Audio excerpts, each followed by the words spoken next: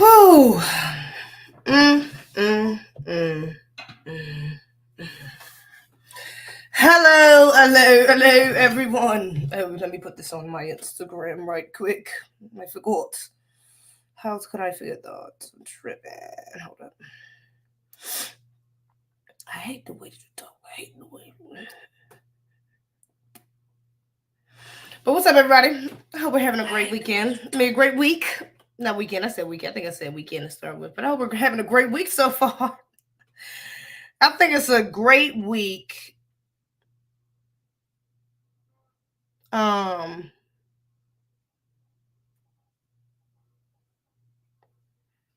bad. My bad. I just seen something just popped in my timeline. I just seen somebody. Well, who's this? Questlove. He talking about the what you call it? He's talking about the the Kendrick and joint. We got to get into it. Yeah. Now y'all know I done waited all week. I ain't said nothing about it. I done some retweets. If y'all follow me, y'all seen some of the retweets. You know, but I've really been quiet. I haven't said anything. And that's been very much on purpose. Because I wanted to wait to make sure that everything was out first. One, I ain't want to this nigga Kendrick dropping 6 songs a day. What the hell? So I ain't want to make my video and then he dropped something else into my, even I feel like whatever he dropped, my opinion on it probably wouldn't change anymore. My opinion is pretty solidified. I've been feeling the same way ever since probably like he dropped 616. What is that? I mean, this was only within like a 3-4 day period, but Not Like Us was the cherry on top. It didn't take me to get there for me to be like, this nigga won. Drake is not winning this shit, okay? Matter of fact, I would say moreover, it was even Drake's response. What was Drake's, what was not Family Matters? Who was the one before that? Push-Ups. He did Push-Ups, Family Matters, and what was the last one? Push-Ups, Family Matters. It was another one he did, I think. What's the other one he did? I forgot. But yeah, I kind of knew. I already kind of knew what it was. Let me get on TikTok too, right quick. But I got to get into it, okay? And really because I thought about doing this. Hold up, my bad. I gotta focus. Let me get this up right quick so I can stop. I'm saying, let me get this up right quick. Give me 2 seconds. 2 seconds. That's cool.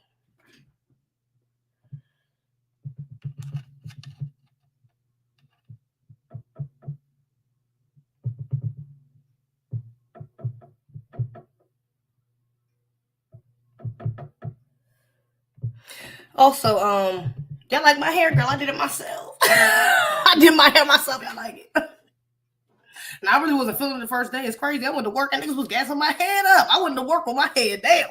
Like this about to be a regular day because these just did not come out the way I wanted them to. They didn't come out the way I wanted them to.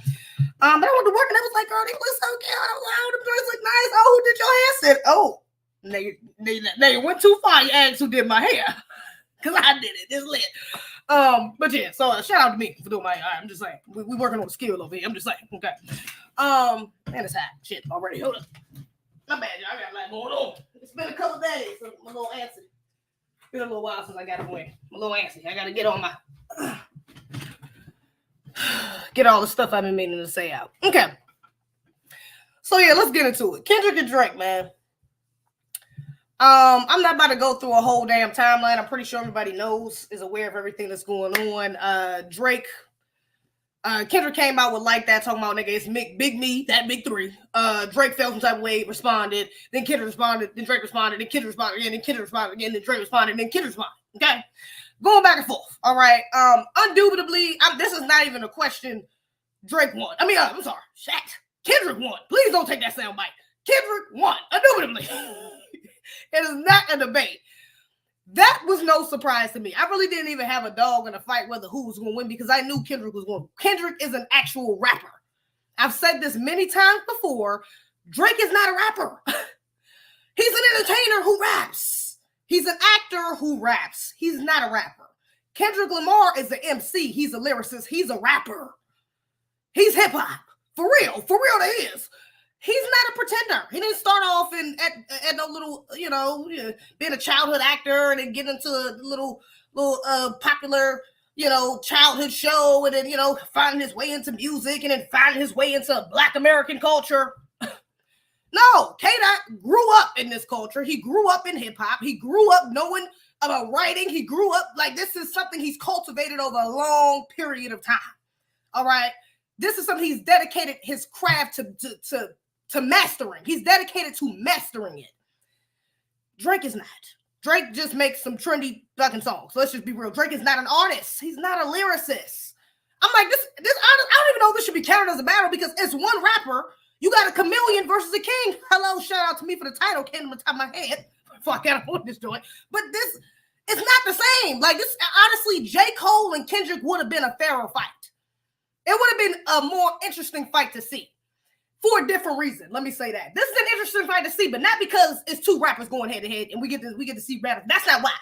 The reason why Kendrick and Drake is this rap battle is interesting to see or everybody wants to watch is because this is about the culture.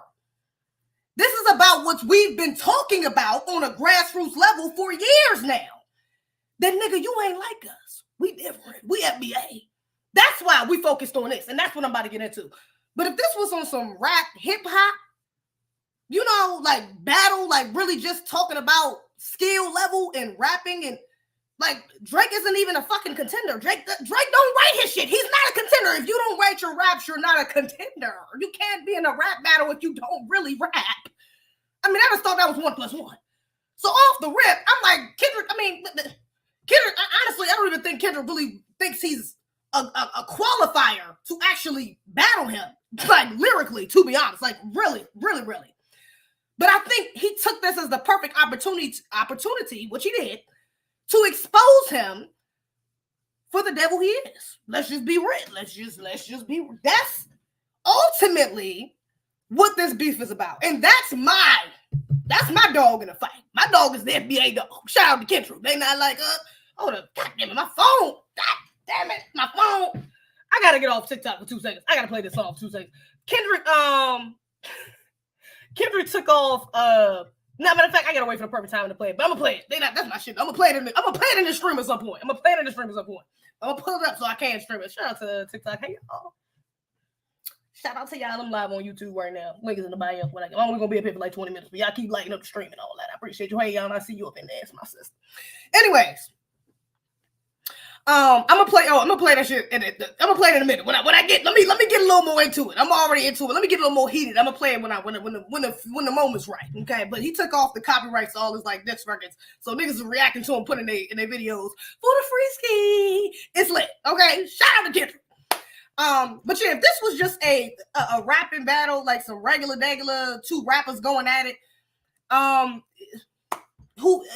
like, it's two of the biggest rappers, but it's just two of the biggest rappers. It's not two of the greatest rappers. It's not two of the best rappers. It's just two of the biggest. You got one of the greatest rappers, which is Kendrick, arguably the greatest of our generation. He's arguably, I'm not going to say he is, but I'm sure somebody would argue it. He's in the top contenders to be it. To be qualified as one of the best rappers of our generation. For sure. Drake is not. Because he don't write his shit. I can just stop there. But also because even the shit, let's just say he did write his shit, it's incomparable to any of Kendrick's or even J. Cole's actual music. Drake does not make music that you can feel. What did Kendrick say? Keep making music, make my hands wave, nigga. Something, I forgot. I think he said it on Euphoria. Or what's it? I think it was Euphoria he said that on it. But that's what you're for. That's your lane. Every rapper don't gotta be that. Every rapper don't gotta be a lyricist, conscious, pro-black, got the metaphors, got the similes, got the flow, got the cadence, every rapper don't gotta have every box checked. But if you're gonna be the best of the best, then nigga, you're gonna have most of them checked. And you're gonna have the main ones checked, which is at least being a lyricist, at least writing your own shit. Having some form of consciousness or pro-blackness within your music. At the very least, and then actually make music that's good, can actually make some form of good. I think those at least three bare minimum qualities the greatest rapper has to have. Drake don't got them. He don't got them. He got good music, but his music, I wouldn't even call his music good music. I would say it's feel good music. It's a difference between good music and music that just make you feel good, some shit to put on. Sexy Red make feel good music. You put this shit on in the club, you gonna feel real good. Get it, hey, I've been up here criticizing Sexy Red. You think Sexy Red? Let me get 3-4 shots in me. And Sexy Red come on in the club, nigga. And then the next day, I'm right back on here. Egregious, okay? But she make music that make you feel good. That's why I think partially that's why Kendrick put Drake in there, and because Drake is kind of riding her wave. He's literally doing what he says, like exploiting all these younger artists. He's literally doing that with Sexy Red, like quite literally. So I'm glad he actually threw that in there. I don't think a lot of people I ain't even seen nobody really putting emphasis on that, but really he that was not unintentional, him mentioning Sexy Red. He could have said, he's been around plenty of bitches, let's be real. Drake is a sipping ass nigga. He's been like that since he's been in the industry. He was sipping off Nicki Minaj for years, and this woman had Safari writing her, helping her with her goddamn music. This nigga's on her live. Okay, I'm talking about fuck that nigga. Okay, Drake is a simp ass nigga. We been knew that. Okay. But he said Sexy Red, so he could have named a bunch of other women, but he said Sexy Red on purpose because Sexy Red is what's hot. And she's FBA. And she's what's hot right now. Am I in alignment or agreement with all that Sexy Red does, or that her brand in general? Do I think that's a good look for Black women? Of course not. Of course not. But is it hella popular right now? Is it not making money right now? Is that not the trend right now? Not even for just Black Americans, but because it's a trend for Black Americans, that's what we on is to get it. In the early 2000s, we kind of go a little ratchet there. Okay, that sound is kind of in. So now he got to find a way to attach himself to that, because when it becomes trendy to us, it becomes trendy to everybody. And he knows that. He knows that. So he's going to get at at least to try to get at the forefront of anything first. So it can seem like, oh, no, this is just a new wave. You see, this is the new, I'm reinventing myself. I'm like Beyonce. Nigga, Beyonce don't need trends to switch up. Ain't with nobody on no country shit. She did Cowboy Carter. With nobody over here. Ain't no country trends going around. She popped up out of nowhere and said, yeah, this is a country album. Yeah. Even the one before that, that was like house music, kind of like an LGBT, CD. Niggas was not on that. What are we talking? That came out of nowhere. Renaissance came out of nowhere. Lemonade before that. The lemonade braids, the whole sound, the look, the theme. Wasn't nobody on that. You're not her, because she's FBA. And she's a real innovator. She's authentic. She's authentically an artist within her culture and knows how to use her culture and flip her culture and make something new. She knows how to do that because she's been here. She lives here. She lives in it, and she understands what she's using. Him, on the other hand, baby, he don't. He didn't grow up here with hot combs and incense and shea butter and cocoa butter and Tupac on the radio and Bob Marley playing and damn Farrakhan on the TV. And he didn't grow up with that. He didn't grow up with that. This nigga had a bar mitzvah. I ain't never met a Black American that ever had a bar mitzvah.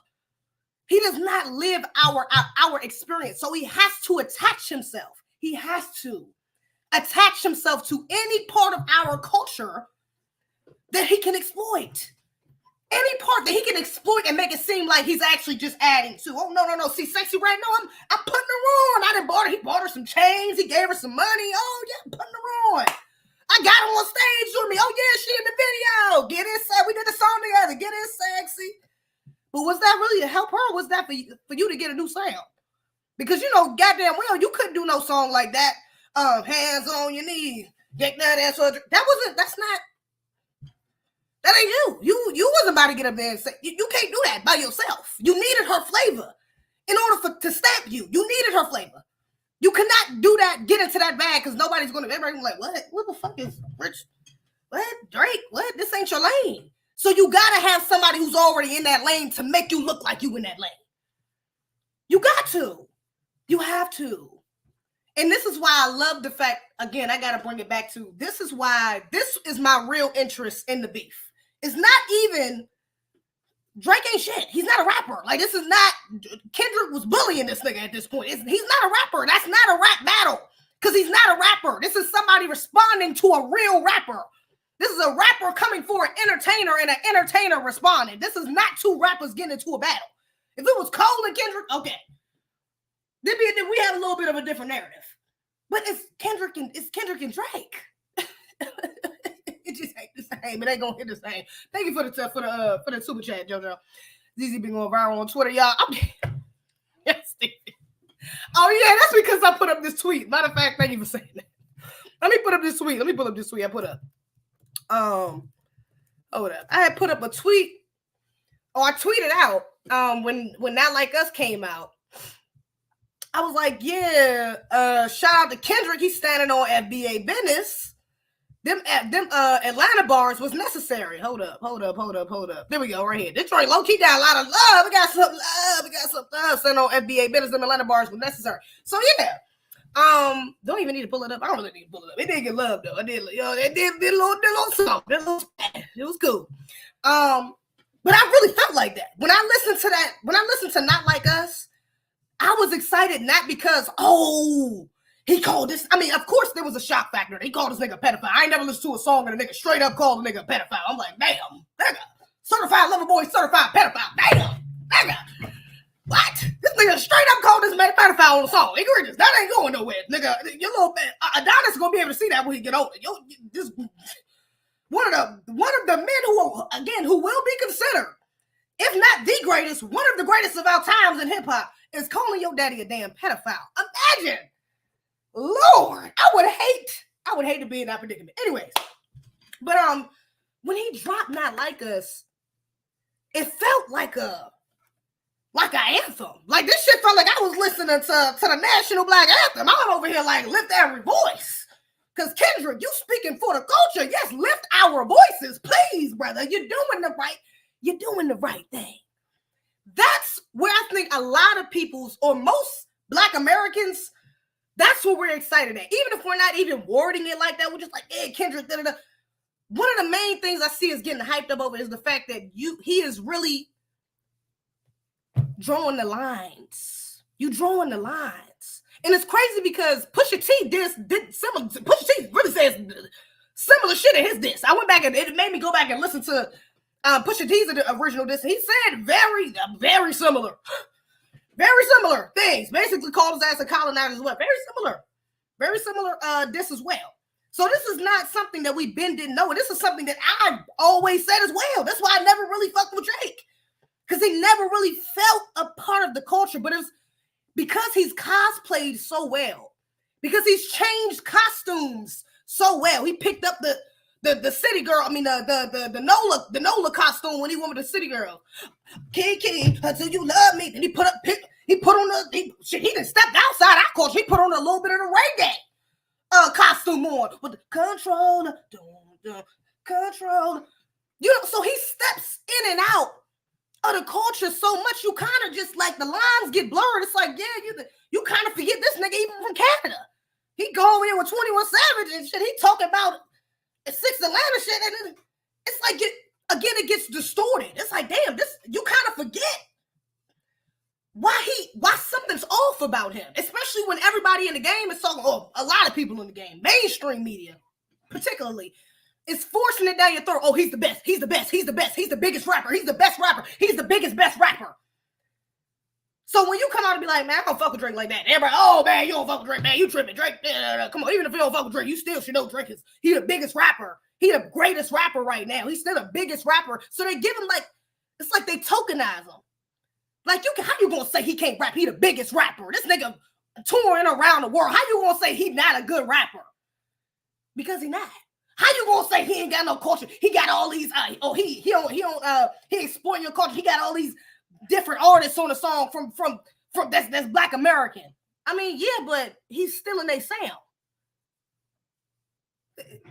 So it starts to get up until this point. Pusha T kind of peeled the layer back a little bit, and then I think even us on a grassroots level, just us delineating. Us having the conversation about delineating for these last 2 years, we've been able to kind of pick out the tethers.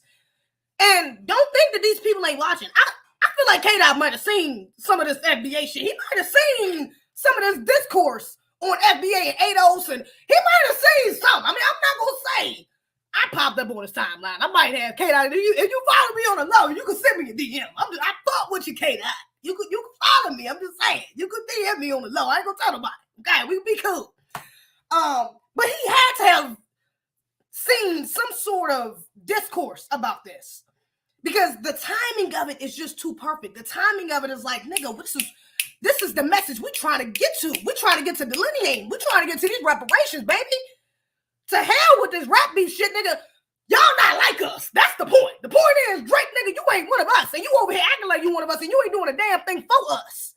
And ain't did a damn thing. And then you got the nerve. And here's the thing. Let me get to some of the songs a little bit on Drake's side, because y'all know I don't like Drake. So I didn't listen to Drake's thing with an open mind. I had to go back and listen to it just to make, you know what I'm saying, afterwards, because my initial reaction was like, this nigga's some bullshit. I'm not even tripping off. Not even tripping off listening to this. But I did go back and listen. And even from let's act like this is a rap battle for real. Let's act like this is a beef for real. A rap beef for real. Let's act like it is. This nigga comes out.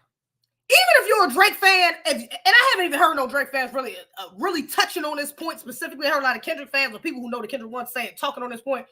But I think the Drake fans can't talk on it because there's no way around it. Like, you cannot justify this dumbass shit. Kendrick calls this nigga a colonizer. Something along the lines of that, basically. You're not in the culture, nigga, you ain't like us. Where your culture at? What Canada sound like? What that sound like? Hello, 21 giving you the rhymes. Lil Baby said you good. What's his name? I forgot. 2 Chainz was helping you on the stool. Oh, he name dropping all these niggas. He say, hey, look, you ain't one of us. Stop acting like you one of us. Who are you for real? What's your culture? What you sound like? What's your sound? This nigga Drake, and I think this is in Family Matters. I believe this is in Family Matters. He says, you always rapping like you trying to get the slaves free. Stop there, sir. What slaves? What motherfucking slaves? Are you talking about the slaves in Canada? Your ancestors in Canada? You talking about my ancestors? Are you talking about your Jewish white ancestors? You talking about they weren't slaves? You talking about the Holocaust? You talking about your daddy who you don't even know like that? Who you just got in contact with? Who are you talking about? What slaves? Who is he trying to get free? And moreover, if he trying to get whatever group of slaves you talking about free, what does that make you? Sir, what the fuck does that make you? Because, nigga, this is you. In the thumbnail. Remember that with the black face? This is you.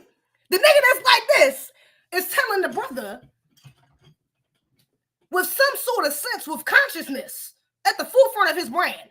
You got the nerve, the caucasity. That's what that is. That's not even audacity. That's that fucking white side coming out. Now you got the caucasity to get up here and tell this man, oh yeah, you always rapping like you trying to get the slaves free, bro. Like, chill out.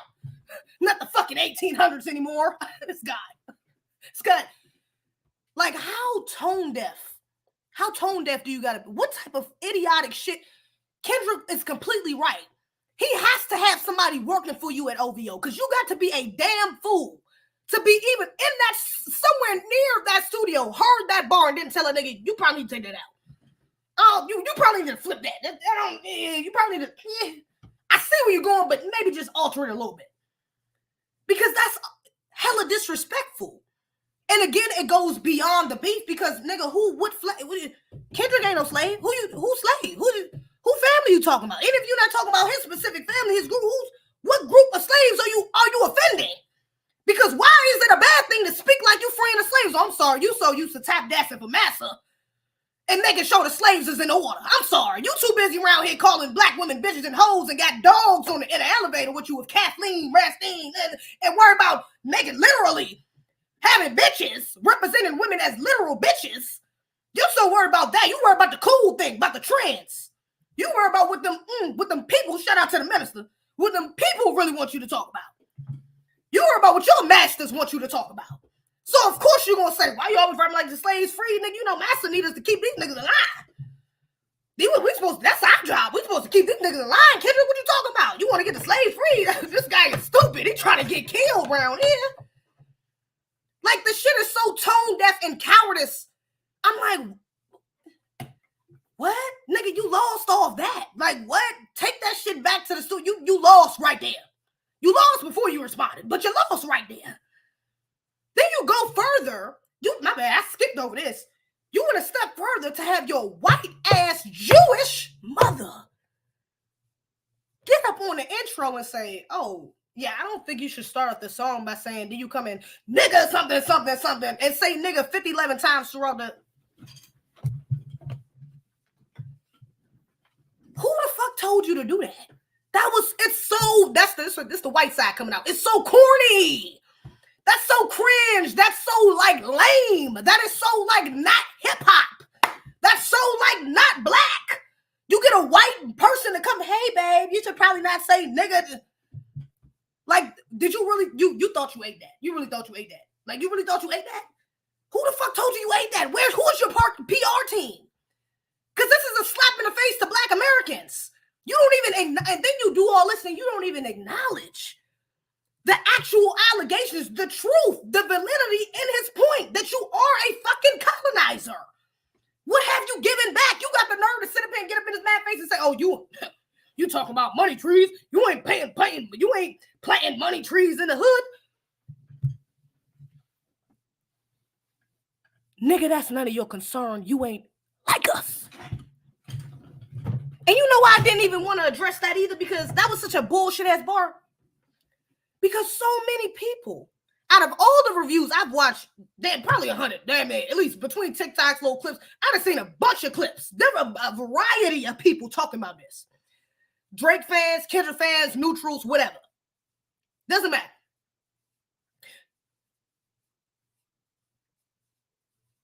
Hold up. Oh, shit. Hold up. My bad.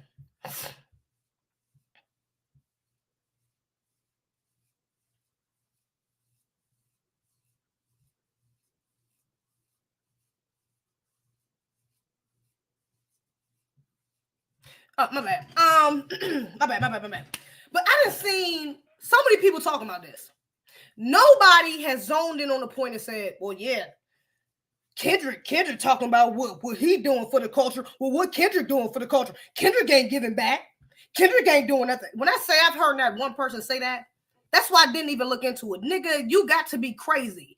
If you think Kendrick is up there repping Compton that hard and he ain't did nothing for the people out there, you got to be a fucking fool. Them niggas ain't going like that out there. I can tell you that. They're not going like that. If somebody out there is eating, best believe it. If he's telling you, you come to LA, this your last show, nigga, don't play, niggas out there is eating. You're wilding. He done something. I don't even have to look it up. I guarantee you he's done something. Very much a lot of things, probably. More than you have. Which is ironic as hell, because you asking this nigga about what he did, or tell him what he didn't do, and you ain't done a fucking thing. But I know for a fact, if that had any slither of validity to it, niggas in LA, that would have been the first thing to say, yeah, Kendrick ain't out here. This nigga ain't out here. I don't know why you talking about we about to ride for him. We ride for the black culture, but I mean, this nigga, he really ain't doing shit. You would have been seeing it. Matter of fact, to go over, you probably would have had a nigga from LA literally come out and say it. Or get on the song to verify. Like, yeah, that nigga ain't doing shit for us. We don't fuck with him. Like, the city don't fuck with him. That's not the case. Drake, so you just pulling shit out of thin air. It's like, this is... But again, the caucasity. For you to sit here and just, you can't... I can't say nigga. Well, guess what? I'm going to say nigga a bunch of times. I'm going to get my white mom to get me to say it. And guess what? I'm going to say this. You're not even doing anything. You're talking about me, but what about you, huh? I'm going to point the finger back. Like, it's like, what type of kitty ass shit is it? You're a child. He's a child in the realm of hip hop. He's a fucking toddler compared to Kendrick. This is like, I mean, it's almost fucking, like, it's, why would you say that? Then what's the other thing he said? I'm sorry. What's the other thing he said? Then he says, hold up. So you're trying to say, maybe you shouldn't say,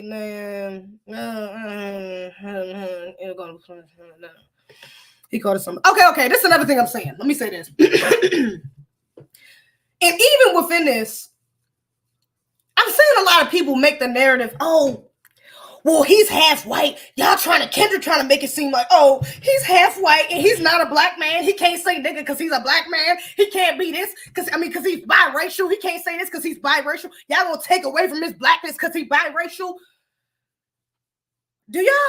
Are we listening? Because in Meet the Grams, Kendrick literally says to his son, you're a black man. He addresses his son and says, you are literally a black. That's what he calls his son. You are a black man. Kendrick ain't no fucking fool. He knows that Drake is black. He addressed his daddy. He know what his daddy look like. He know his daddy is from here. He's not stupid. At no point is he saying that, you're just not black because you're half white. No, because you grew up with a white mom, you're just not black. He didn't say that. That's how you feel. That's how his sensitive, biracially fucking confused ass, anti-black ass is taking it. But that's not what it is. Again, what it is the cosplaying. Drake, what is your blackness? What is your experience as a black man? I seen a clip of this nigga saying, oh yeah, I associate myself as a black man. What the fuck does that even mean? I don't think I've ever heard a black man, not a black American man. I've never heard an FBA man say, I associate myself with being a black man. It's like, what? You ask most black men what they are, they go, I'm black. Yeah, I'm a black man. That's what I am. Maybe a God. You even say God. But I'm a black man. They're not going to say I associate myself with being a black man. What the fuck does that? You've been living your experience for too long for you to slip up with something that simple. You should be able to say, no, I'm a black man. This should know, where's the extra words coming from? That tell me you grew up explaining. If you got extra words in between black, if you got to say 11 words just for you to get the black, you're explaining. And you confused. That's what the fuck that means. It means you explaining and you confused. And you don't want to look like you confused. That's why you explaining. But really, you confused. Really, you done grew up in anti-blackness, and now you don't know how to accept your blackness because you've never been told how to. How did you accept your blackness growing up in a house in the suburbs with a white mom having bar mitzvahs and shit as a Jew? How in the world, like, how do you articulate your experience as a black man? I haven't even heard it in any of your songs. I literally have no clue. Drake, you've been around damn near since I got out of high school. What, we going on 15 years or something? This nigga been out? And I have no clue what his experience as a black man is. Yet in Canada or in this country, I don't know what either experience is remotely like. That's it. I can tell you he wanted to be successful. He got that song with Drake. I just want to be successful. And his mother was crying. She 6'2". I mean, she 5'2". She was crying on my stomach. I had something in the driveway. Nigga, okay. But what is speaking to your blackness? What part of your brand, part of your music is actually speaking to your blackness? You have none. Kendrick has plenty. J. Cole even has some. You have none. You're a club nigga. You're a bop your head type of, and that's cool. You can have that lane. We've always had that lane. The point of this is not to go on people in that lane. It's always going to be a lane for people to just make music just to listen to, just for you to listen. It's always going to be club hitters. It's always going to be that. We're going to have the Milli Vanillis every generation. It don't matter. You're going to have people without substance, okay? There's people without substance out here who's consuming the music. That's what all these people want is something without substance. They ain't trying to listen to no real shit. So it's always going to be a market for that. I'm not, get your money, black man. I ain't mad at it. What did Tupac say? Oh my God, let me bring it home. Do I need to bring up that clip right quick? Ugh. Do I need to bring up that clip right quick? Ooh, do I need to, that.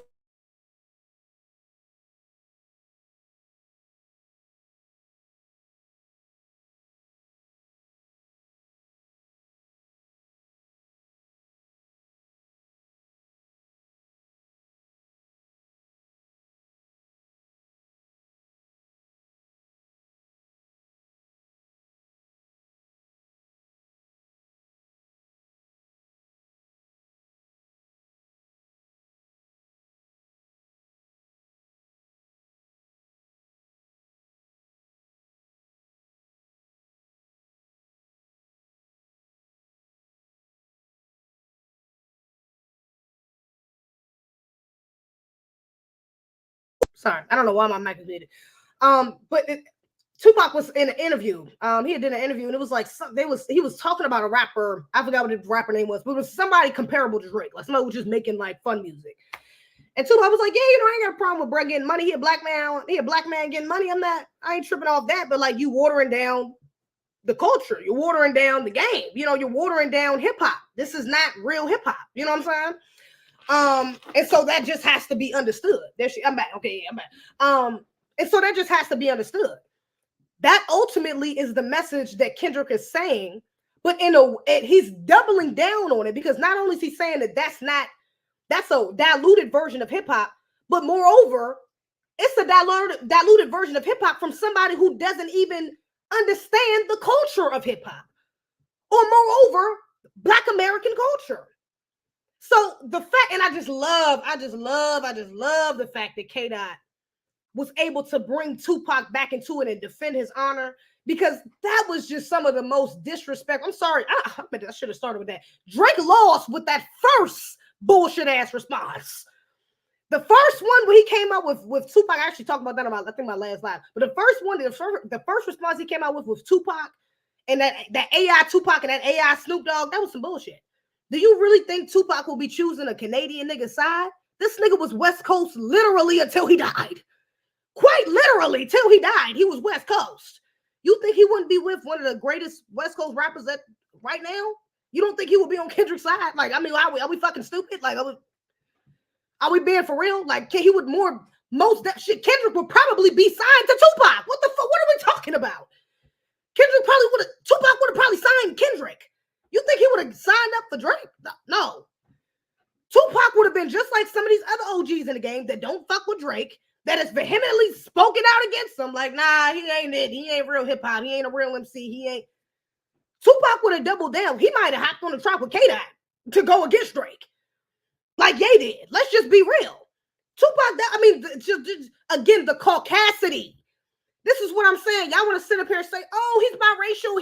He's still black. He's still black. So why is he acting so white? Why is he acting like a Ken, like a Karen, like a white man? Because he was raised by a Karen. You got the fucking caucasity to get up here and put a black man, a pro-black, one of the greatest pro-black rappers, actual lyricists, real hip-hop heads of our time, damn generation of any time, ever. He is literally one of the greatest rappers to ever live. Shout out to the brother. Literally. And you have the caucasity to put this man on your diss track against an FBA brother who's similar to him, who's somebody he probably would have supported. You got the fucking caucasity to put a FBA brother, ancestor, one of the greatest ancestors on your diss track, and have him say, oh yeah, Kendrick, I'm just disappointed in you, something, whatever bullshit he had Tupac saying. What? Like, it's unrealistic, it's disrespectful, and it's corny, and it's white as fuck. That's some white people colonizing shit. If it ain't nothing, that's some colonizing ass shit, man. I'm like, that's what I'm saying. Ultimately, like, I rock with Kendrick. Kendrick has always been in my top 3 to 5 rappers. He always been in the top for sure. For a while. He's always been in my top. But this right here, the fact that he has exposed this for what, like, this was just such a good look. Y'all know I keep the 10-fold bonnet on. I don't trust nobody in the industry, really. That's why I got my favorite rappers and stuff, but I don't even go too far with that because I don't trust none of these niggas. All right, y'all had to go up there and sign up for these people. I know that once you get to a certain point, it don't matter what you talking about. Behind them doors, you had to do a little something to get where you at. I'm just like, 9 times out of 10, it's very rare that you can get up to that point and you ain't had to do nothing to get to that point. So I'm not about to get up here on Kendrick line like, oh, this is the greatest man. This nigga's Jesus. I'm not about to, we ain't about to do that, okay? He has been bumped up to the top of the list. I say that. It's him and Thug. It's, you know what I'm saying? I ain't about to get to the whole list, but he up there. He probably at number 1 right now. I ain't gonna hold you. I think he at number 1 for me right now because this shit is just so amazing. This is just so empowering. I think he got to go to number 1 just for that.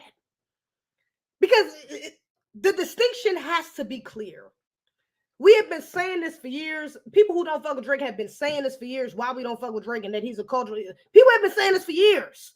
But now that we have it's like we got a clear-cut visual and audio of why he needs to be rejected, why he needs to be checked, why he should not be as big as he is, why he's really backed by, he's really not as big as he is. He's backed by the damn machine. I don't know if y'all looked at the numbers when this is dropped. When he dropped, I remember, bro, I seen this with my own hand. I lie to you not. I seen this with my own eyes, y'all. This is how I know this nigga's backed by the machine. Literally, he drops Family Matters. Family Matters, I think, is at like 100,000 views when Kendrick drops Meet the Grams. Like 30 minutes go by. His shit is at like 300,000, 200,000, something like that. It might have been 30 minutes. This might have been like 10 minutes. It was a short amount of time. But I know his shit was in a couple 100,000s, like 100, 200,000. Kendrick's was dead ass at 1 million. When I say I go back to look at these damn videos like 2 hours later, why the fuck Drake got like 3 million views and Kendrick only is still at like 1.3? Now, who the hell is you fooling? You telling me that this man then quadrupled the amount of views Kendrick got and they both dropped it virtually at the same time, Meet the Grams and what?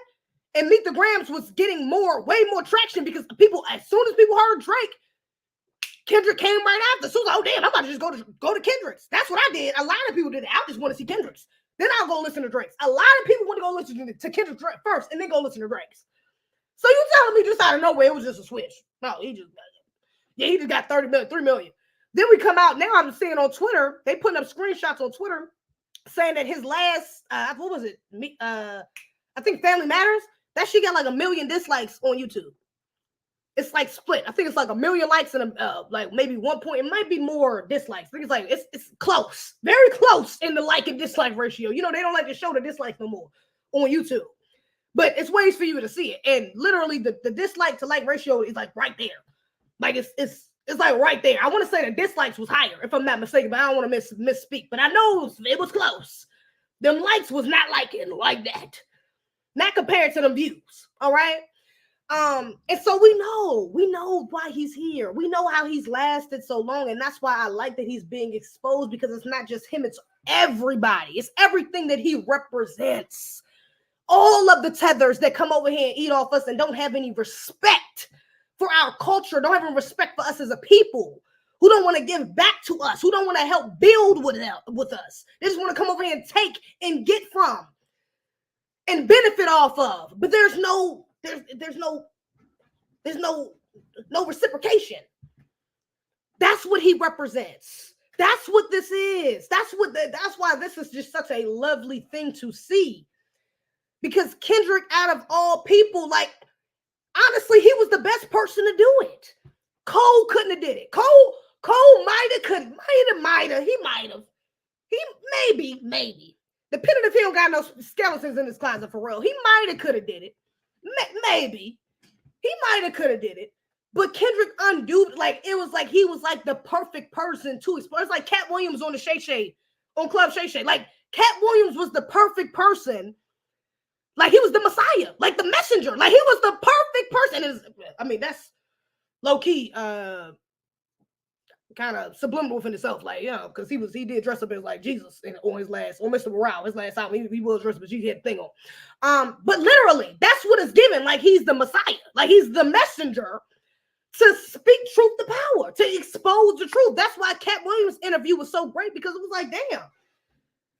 We love Cat, we rock with Cat, but also the fact that you really exposing and confirming some of the things that we already thought about these other suspected people in the industry that they want us to look up to, act like they the greats, but something a little off. And he confirmed it.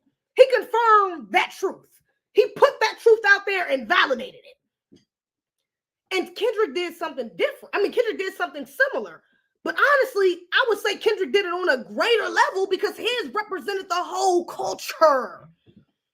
He was the voice. He was literally the voice for the whole culture. Like, this is the voice. This is what we need. We need somebody to come up here and say, hey, look, we in hip-hop. This is our shit. We love all the people enjoying our stuff. Oh, what's up, y'all? I didn't even know that many people was in there. Hey, y'all. TikTok people rock on me on TikTok. Hey, y'all. I even see y'all over there. Do you still do videos on YouTube? I'm on YouTube right now, sir. The link is in the bio. Go subscribe to my YouTube. But yeah, you know what I'm saying? So I'm sorry, that just distracted me. But yeah, this is what we needed. This is what we needed as a culture, with something to solidify. Like this, we need to play Not Like Us at the rally. At the reparations rally, we're gonna do the reparations rally. Hey, look, Not Like Us need to be the theme song. That need to be the theme song movie. Or did my phone go? My phone died? Damn, how my phone died? It's on charger. Oh, maybe it's not a charger. Maybe it's my charger. Might be it. Could be it. This need to be the theme song at the next FBA rally for sure. Because that song, it feels empowering just to hear, because you know that it feels like you're not just talking to Drake. And this is what I'm saying. I see some people like, yo, Kendrick's this is like hit him up. Like, this is like This is like as big as Hit 'Em Up. This is as big as like Jay-Z and Nas. Like this is like the biggest beef. And I don't consider it like that. This is not comparable to Tupac and Biggie. I wouldn't compare Hit 'Em Up to Not Like Us. Those ain't the same to me. Impact, the same, yes. Surprise and shock factor, same, yes. But the effectiveness in it and the intention behind it is different. Tupac didn't make that to empower, the culture. That was something to come from fucking Big. He literally came out of the gate saying, first off, I fucked your bitch. Like, I fucked your wife. Like, let's just get that straight. First of all, I fucked your bitch. Nigga, that's not empowerment. Okay, we not talking about empowerment. We talking about fucking big bitches. That ain't it. But when we talking about something serious, this is what I'm saying. That was insane. This nigga put pedophile. The word pedophile is in the song. And it fits. And niggas is singing it in the club. Like, niggas is not like, oh, I might not say. It's like, no, nigga, fuck them pedophiles.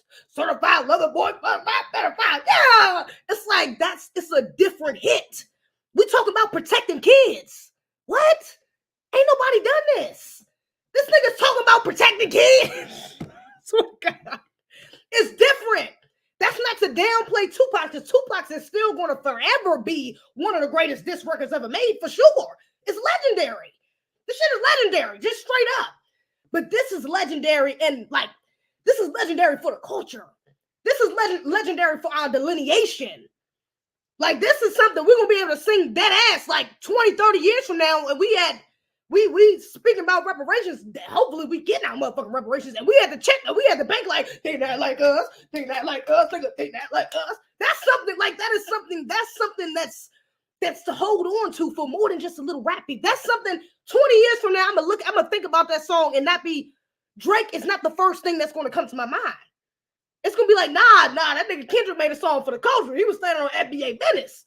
That's the first thing that come to my mind. Not no punk ass Drake. That's second, because he the pedophile. Oh yeah, we get to that part. Oh yeah, the pedophile. Fuck the nigga Drake.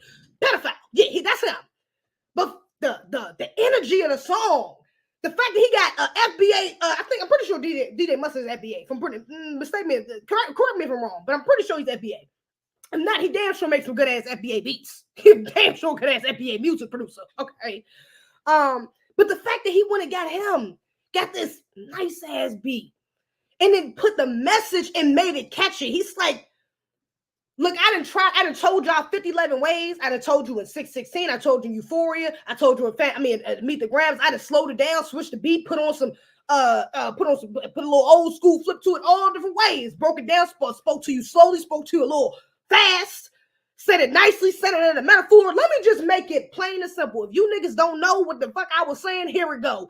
Y'all ain't like us. That's what it was. If you don't give a damn about Drake or what I said before, look, you can hear this one. This gonna make you bop your, you like that push-up shit because it was making you bop your head? You like the little Family Matters joint because it had a little bop to it, had a little ring to it. Oh, so you want to bop your head? Okay, I'm gonna give you something to bop your head too, but I'm gonna make sure you get exposed to this truth as well. We're gonna talk about some shit as well. That's fine. We can bop our heads, but we're gonna be bopping our heads to some empowerment. We're gonna be bopping our heads saying, hey baby, we FBA. We ain't the same. Drake is not us. That ain't us, baby. That ain't us. You need to go take that shit back to Canada, to Toronto, because that ain't us. And that's the crux of the message. That's why I'm like, Kendrick, we gotta get a brother his flowers. I'm fucking with it. I always got the 10-4 bonnet on. We don't know what he got in it, what skeletons he got in. Drake talking about he got skeletons in the closet too, even though I don't think Drake really got none. But they say he got skeletons in his closet too. Okay, cool. Again, Kendrick, I rock with Kendrick, but again, I don't trust nobody in the industry. I just don't. I try not. I just try not to put my faith in nobody in the industry because I know how that shit go. These people be sellouts. I'm just saying. So even with my favorite rappers, I don't even go so far. I'm not about to sit up here. I'm not about to, you know what I'm saying? That's what I mean. He liked the Messiah. I ain't about to call this nigga the Messiah. I'm just saying, okay? But it's giving Messiah. It's giving the messenger with that song. It's definitely giving the messenger energy. I'm not going to put that label on enough. Okay? Because I don't trust people. I just don't. I can't do it. I'm sorry. 10-4 about it too tight. I can't do it. But will I give him his flowers and say what he's done overall? Like, this was a great look for Black Americans. This was a great look for us standing on business and letting niggas know, look, we ain't about to just keep letting y'all slide on by. Okay, Tory Lanez, even though Tory Lanez a little bit better, I feel like I don't know if he give back in a literal sense, but I feel like he pays homage more than Drake does. Like even with his last Chixtape album, the first Chixtape he did a whole bunch of remixes to like old FBA songs. The second one he does the same thing, but on the second one, because the first one did so well, he went back and got some of the original artists. So I'm like, Tory might be a little bit different. Tory, I'm not gonna go on Tory Lanez because Tory might actually have some respect for our shit. He might understand that he not us. He might understand that concept a little bit better than Drake. Okay. Also because Tory is actually black on both sides, so his complex is a little bit different. But Tory actually went back and got some of the artists from, from those original songs and put them on his mixtape. Ashanti, Chris Brown, I think Trey Songz, Chingy. Or am I thinking about another album? I think about Chixtape's one. T-Pain, he got a lot of FBAs to come and actually, like turn up his album and actually pay tribute to, like their music they put out before. I like that. I can rock with that. Okay, you gonna remix some old shit, at least make sure you getting the originals in there too. I like that. That's a good little medium. I like that. Okay, Drake don't do stuff like that. Drake is not doing that. Tory just said Drake won. Oh God, Tory out of jail? How the hell he say Drake won? How does anybody know that? This nigga's in jail. How does anybody know? But Tory is from Canada, so I'm not surprised. If he take Drake's side, I'm gonna have to go on his ass. So Tory, don't do that. Don't make me go on your ass, Tory. I don't do that. Hey, look, we gotta have one Canadian nigga. Come on, I'm just saying, all the Canadians ain't fucked up. I hope all the Canadians. We don't gotta have no Canadian niggas, but I hope all the Canadian niggas ain't out here xenophobic and anti-black. I hope not. I would hope not. But Tory, if you taking Drake's lane just because he's from Canada, baby, you need to go ahead and take your music to Canada too, nigga. Don't come back over here and try and make some remixes to our shit if you supporting the damn colonizer, please. Sir, take your ass back to Canada and make some music like they make it. And I don't know what Toronto sound is. That's what I was seeing people say as well. What is Toronto sound? From what I heard, I only heard a couple people from Canada, like black people from like black Canadian artists. From what I heard, they kind of sound like Tory Lanez, who kind of sounds like T-Pain. Like it's like that type of vibe, like auto-tune. That like they kind of have. It's like a T-Pain vibe, like a. From what I seen, from what I heard, the little bit that I heard, y'all let me know if y'all heard anything different. Before a little bit I heard, it's like kind of like a Drake, like it's like a melodic sound. But the only way I can describe it is like through some FBA shit, which is T-Pain. So it's not even really, I mean, I ain't gonna go on them and say that's not they sound, but I'm gonna say it sounds real similar to something we already got. I'm just saying, the shit that I did here sounded real similar to what we already got. So it's not like they might have pulled some inspiration, hit a little Drake, came over here, got some swag, and then went back and brought it back. I'm just saying. Something like that. I'm just saying. And the biggest thing, click that ain't it from this stream. They use it for future fine by. Hilarious. Even the predatory part of it as well, because a lot of people is like, oh, y'all shouldn't put that on his jacket. Drake is a pedophile. I mean, Drake. We don't have any hard proof that Drake is a pedophile. Nobody should be putting that on his jacket. Okay, all right, okay. I'll be fair, because I do believe that is one of the worst things you can put on anybody, but especially a black man, a male period, a man period, but a black man. That's one of the worst things you can put on their jacket is that they're a pedophile. So I'm not going, all right, I'm okay. That's one of the, I'm not going to sit there and fake like that's not something that's like, you need to have some sort of proof behind, because that's a heavy ass accusation. Okay. I would agree with that. But what I'm saying is, if you know that, why wouldn't your response be something that clearly makes you, like, clearly where you're standing on not being that? Why wouldn't you clearly say, I'm not a pedophile, I'm not into little girl, even if you want to say it in a slick way where you're still taking a jab at him? Like, oh, I'm not into, no, I'm not, I'm not a rapper. I can't flip that. But however you want to do it. Okay, well, one of your writers is going to do it. But it still has to be clear, I'm not a pedophile. This nigga gets on a song and basically says, I'm too famous. Oh, I don't like Millie Bobby Brown. Who the fuck said anything about Millie Bobby Brown? What the fuck? Where did that come from? Why are you name dropping, sir? What is it? You heard some shit from TikTok and put it together. Oh, I knew you was going to go with this Epstein narrative. So you knew that he was going to go for this Epstein narrative and you came out and said, I don't like Millie Bobby Brown. What type of weird ass shit is this? Again, Drake, what is going on? It's the white side. This some white people shit. Because any nigga know if you got accused of some egregious shit like that, you make it clear that ain't you. You might have to beat a nigga ass he put that on you, to be honest, just to make it even clearer. That ain't me. I ain't fucking with that. That ain't me. You might have to do it. You might have to put paws on, put some paws on them just to make it clear. Real life. But the last thing you're going to do is say, oh yeah, I knew you was going to take this Epstein route. I'm too famous. I don't even like Millie Bobby Brown. What? It's weird. Like, I'm sorry, if we wasn't supposed to believe him, what is Drake giving us to hold on to not believe him? Because I tell you what I do got. What I do got is a bunch of white people. Now, you know shit getting real. When white people start catching on to black trends, start catching on and canceling people, moreover, you know some shit getting real.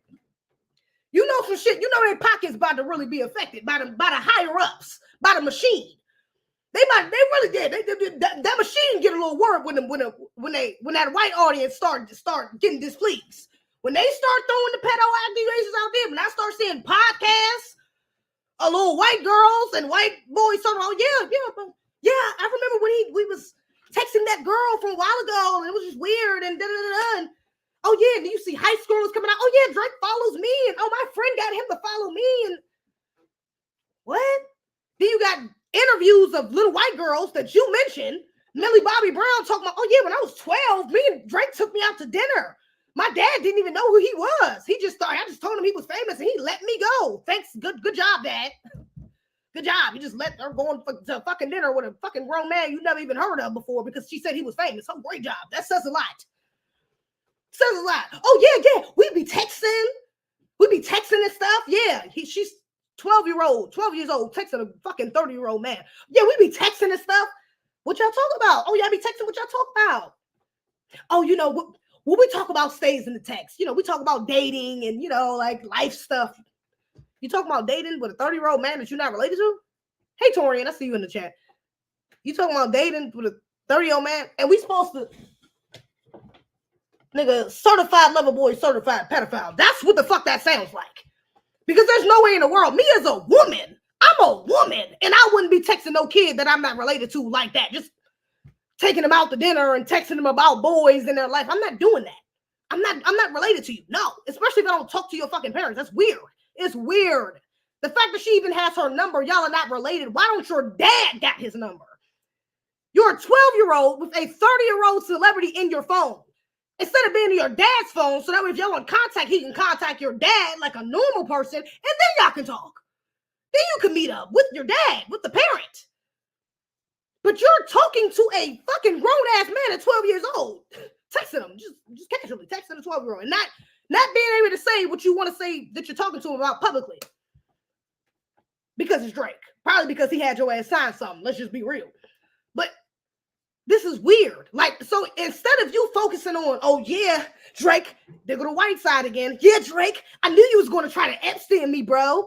I knew that you was going to say I was a pedo, bro. Bro, I don't even like Millie Brown, bro. Bro, you on TikTok looking for stuff, bro. Like, what are you talking about? That's that white side saying that. Because the black side would have been like, nigga, let me make sure I stand on business to make sure these niggas like, all right. Black people don't fuck with no pedophiles. We'll go for a lot. We'll let a lot of shit slide. But once you outed vehemently, like stamped your stamp of pedophile, there's no debating it. We got our issues, of course. We all know we ain't gonna get into the whole uncle at the cookout that nobody want there. We know we got our issues. But once you're stamped out there as a nigga that's fucking with kids, you are isolated. You're ostracized. You're not welcomed anymore. That's not something we're about to openly accept. A fucking pedo. Oh yeah, our favorite rapper. Yeah, he be fucking little kids and stuff. Yeah, he the best rapper alive. He just be out here texting little kids. It's not a good look. That ain't what we do. And you know that's something that's just, it's a hard thing to get off your jacket, even if it's not true. So you have to be very clear in your stance. And then I seen a white, this one again, you know, it's getting real when the crackers get into it. You know it's getting real when the crackers get into it. I seen a white man up here talking about, the way Drake says it. Like, damn, I should have got him here to screenshot it, screen record it and send it to me. My sister was the one to show me it. But he's like, yeah, like the way he said it, he says, you're not going to not see me on no predator, on no sex offender list. Like, he used 2 double negatives. You're not going to not see me on no sex offender list? What? Why are you saying it like? And this is what I mean. You have to be very intentional. This is why I'm fucking with what Kendrick did, because what he did was very intentional. And what Drake is doing is very intentional. You got to, this is not an accident. He could have just said, I ain't going to be on no sex offender list. He could have said, I'm not a sex offender. You didn't even have to mention the list. But the fact that you put that in there, I'm not going to be on no, or y'all not going to see me on no sex offender list. Like, the way he said it is just weird.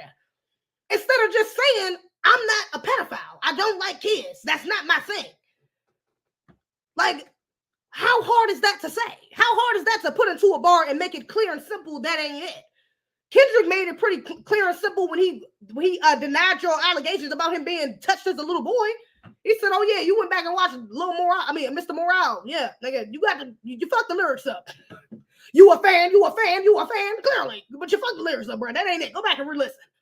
It was actually my mother. Matter of fact, the fans did that because people that actually listen to Kendrick music know his music. They're like, man, if he would have said he got touched, bro, I would have been caught that. What is he talking about? And it was automatically on it. So again, that's the white side creeping out. We want to sit here and talk about, yes, he biracial. Y'all always trying to take biracial's blackness. Are we trying to take it? Are we trying to take their blackness, or are they just not understanding their own blackness? Are they denying their own blackness? Because that's what it feels like he's doing. Then nobody forced him to come out to say this, dumbass. Nobody forced him to come out and say this. All you had to do was defend yourself, Drake, if that's what you wanted to do. But you decided to get up here and trip up on your words in a rap battle. Well, all we doing is paying attention. You didn't trip up on the words. You decided to come up here and intentionally order your words in such a way that it could be misinterpreted or interpreted in the actual way that you mean, whichever way you, tenfold mono, whichever way you want to look at it. But there's no way in the hell that you got up on this track against this rapper with all of this, with all these people, all eyes on you, quite literally, all eyes on you, listening and all ears out, listening to what you got to say for these egregious accusations. Talking about you got another daughter. I mean, agree, we listening. And you get up here and trip up on your words and say, you're not going to not see me on no, what? I knew you was going to do this Epstein angle. What? Because you too famous? You knew he was going to do the Epstein angle because you too famous? Is that? Like, it's not a good look. I'm like, I don't understand how people, let's get into this now. People, y'all are blowing me. Oh my God. Not y'all, not the grassroots. These damn social media heads. Now, Amanda Seales just had her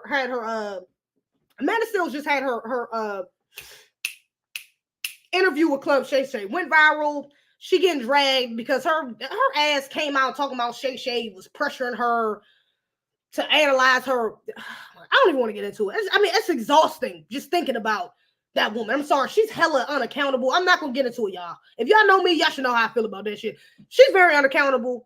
I'm going to give her that she's intelligent. She has some shit I agree with, you know, and from a B1 perspective, but Lord, that woman ain't got no damn, and she ain't got a drop of accountability. Lord Jesus, help her, Lord. I'm going to pray for her. She needs some, goddamn. Lord, you 40 years old, blaming your shit on autism is crazy. Off of self-diagnosis is crazy. I'm sorry, y'all. I'm not about to go off on a tangent on her, but I'm just saying, the woman, goddamn. Lady, you are 40-something, making excuses for rude-ass, just condescending, obnoxious fucking behavior. Know-it-all behavior. And trying to say, oh, no, it's just autism, and people don't understand me, and people don't like the truth. Girl, that's just some unaccountable ass shit. I just can't. I can't. I'm done. I'm not fucking with it. I'm done. Not fucking with her. I'm sorry. I didn't rock with her for real before anyways, but this is just, I ain't got nothing for it. It's exhausting to think about. The woman listening to her was exhausting. I didn't even watch that whole 3 hour, the whole 3 hour, what you call it? I think maybe I got halfway through it. Maybe. I might have got an hour and some change into it. Y'all, that was the longest fucking hour when I say this woman just talks. I mean, I know it was her interview, but god damn, I could just imagine if they had to cut it. I can imagine how Shay feels. Shay, brother, I feel for you. Damn. And this is not to say that Shay wasn't always wrong, because, brother, you got to get your team together. Saying that she got a white mama is crazy. Oh, so she married white. Nigga, where are you getting your information from? Shay, get it together. Get your team together. Get the research team together immediately. Because he had hiccups like that with Cat Williams as well. If I'm not mistaken. That's why I wasn't really surprised. And honestly, I don't even know why she got that annoyed. I'm like, girl, did you not do your research? You don't. I mean, he didn't do his research, clearly.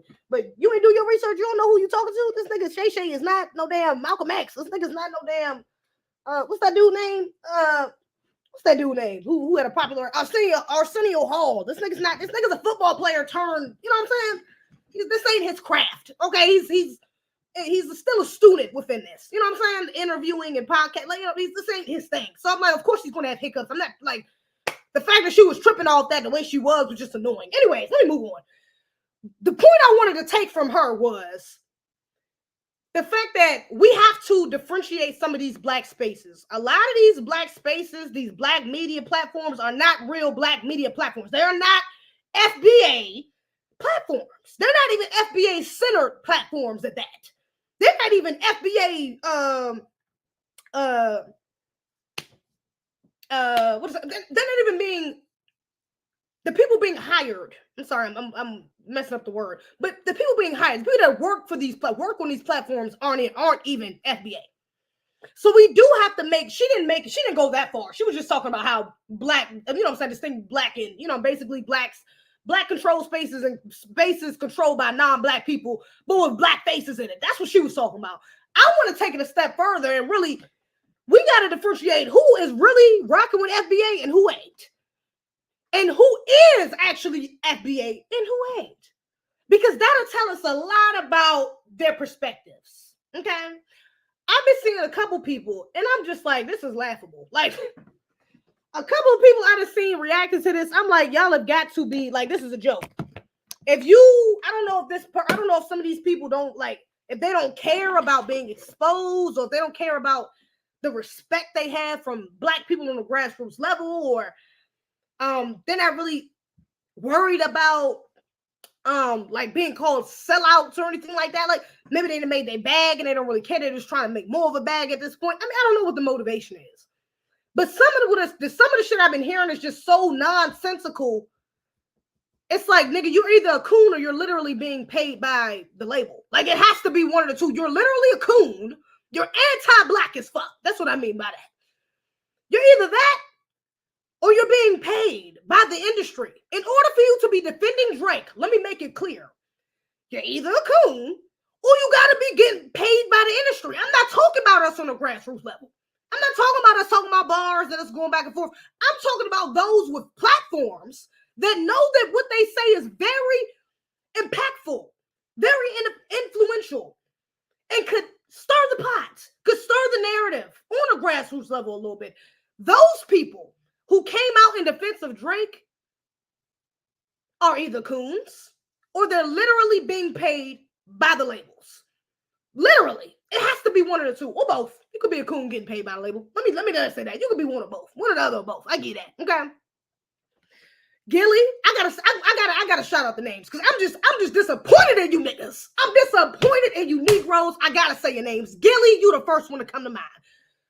Gilly, I literally just watched a clip of this nigga, and I remember when $1 Million Worth of Game first started. I really loved that podcast when it first started. I probably watched every episode consistently when it first started. I'm talking about when the other dude was on there, bro, I forgot with the bald head. I was watching every episode probably consistently every week. They dropped one. I thought it was hilarious. I thought it was real. I thought it was raw. I thought it was a different perspective. We got two old heads in the game that's trying to spit some games to some young niggas. I'm like, wow, this is cool. Like, this is a cool little setup. Until you niggas got a little too commercial. Now we signed a $50 million Barstool. I don't know who owns Barstool Sports. I'm sure somebody that don't look like us. I don't even got to look it up to see. Actually, I think I did Google it one time, and it was a white man who don't look like us, who ain't from here. Not like us. Okay? So we signed a $50 million deal. So, I mean, that's congratulations. And tip for a bonnet, we have some things happening. I'm not going to get into it. I ain't going to get too far into it. But I'm just going to say there's some things happening and things changed. I had to fall back from the podcast a little bit. It just wasn't the same. It still ain't the same. It just don't hit the same no more. It feels more mainstream now. Feels a little bit more watered down. It just don't feel the same no more. And I thought I was tripping at first, but his reaction to Drake told me exactly why I had to fall back.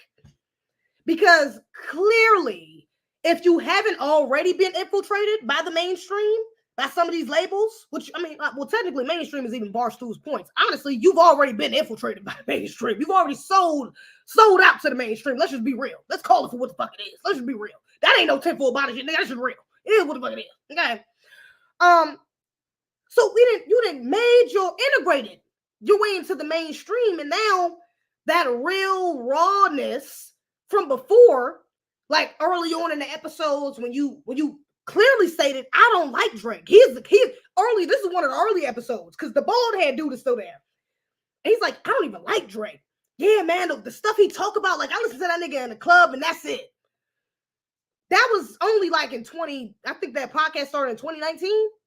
This was only 3-4 years ago. I'm sorry, did Drake's message change within the last 2-3 years? Did he get any better?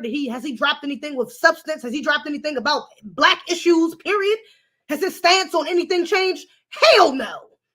So your stance on him should really be the same. Yeah, I mean, he cool, but he ain't, I listen to him in the club and that's it. He's not a nigga I'm listening to every day. He's not a rapper for I don't look at him like that. That's your words, Gilly. Just from 2-3 years ago. Ain't that damn far. And you got the nerve to get up on this fucking internet and say, oh yeah, light-skinned niggas winning, man. Light-skinned niggas winning. Man. See that nigga Drake, man. That nigga Drake, man, he won. Drake won, man. This is what I mean, bro. You got to be a coon. Or you got to be paid by the labels. You gotta be paid, you gotta be a puppet. Because there's no way you can defend Drake in that way. Even from a hip-hop perspective, he did not win. That's just, it's clear as day that he did not win that. He came, what is it? Family Matters was probably the best thing that he dropped, which honestly wasn't the best thing because it was the worst thing in my opinion because he disrespected our asses talking about you trying to free the slaves.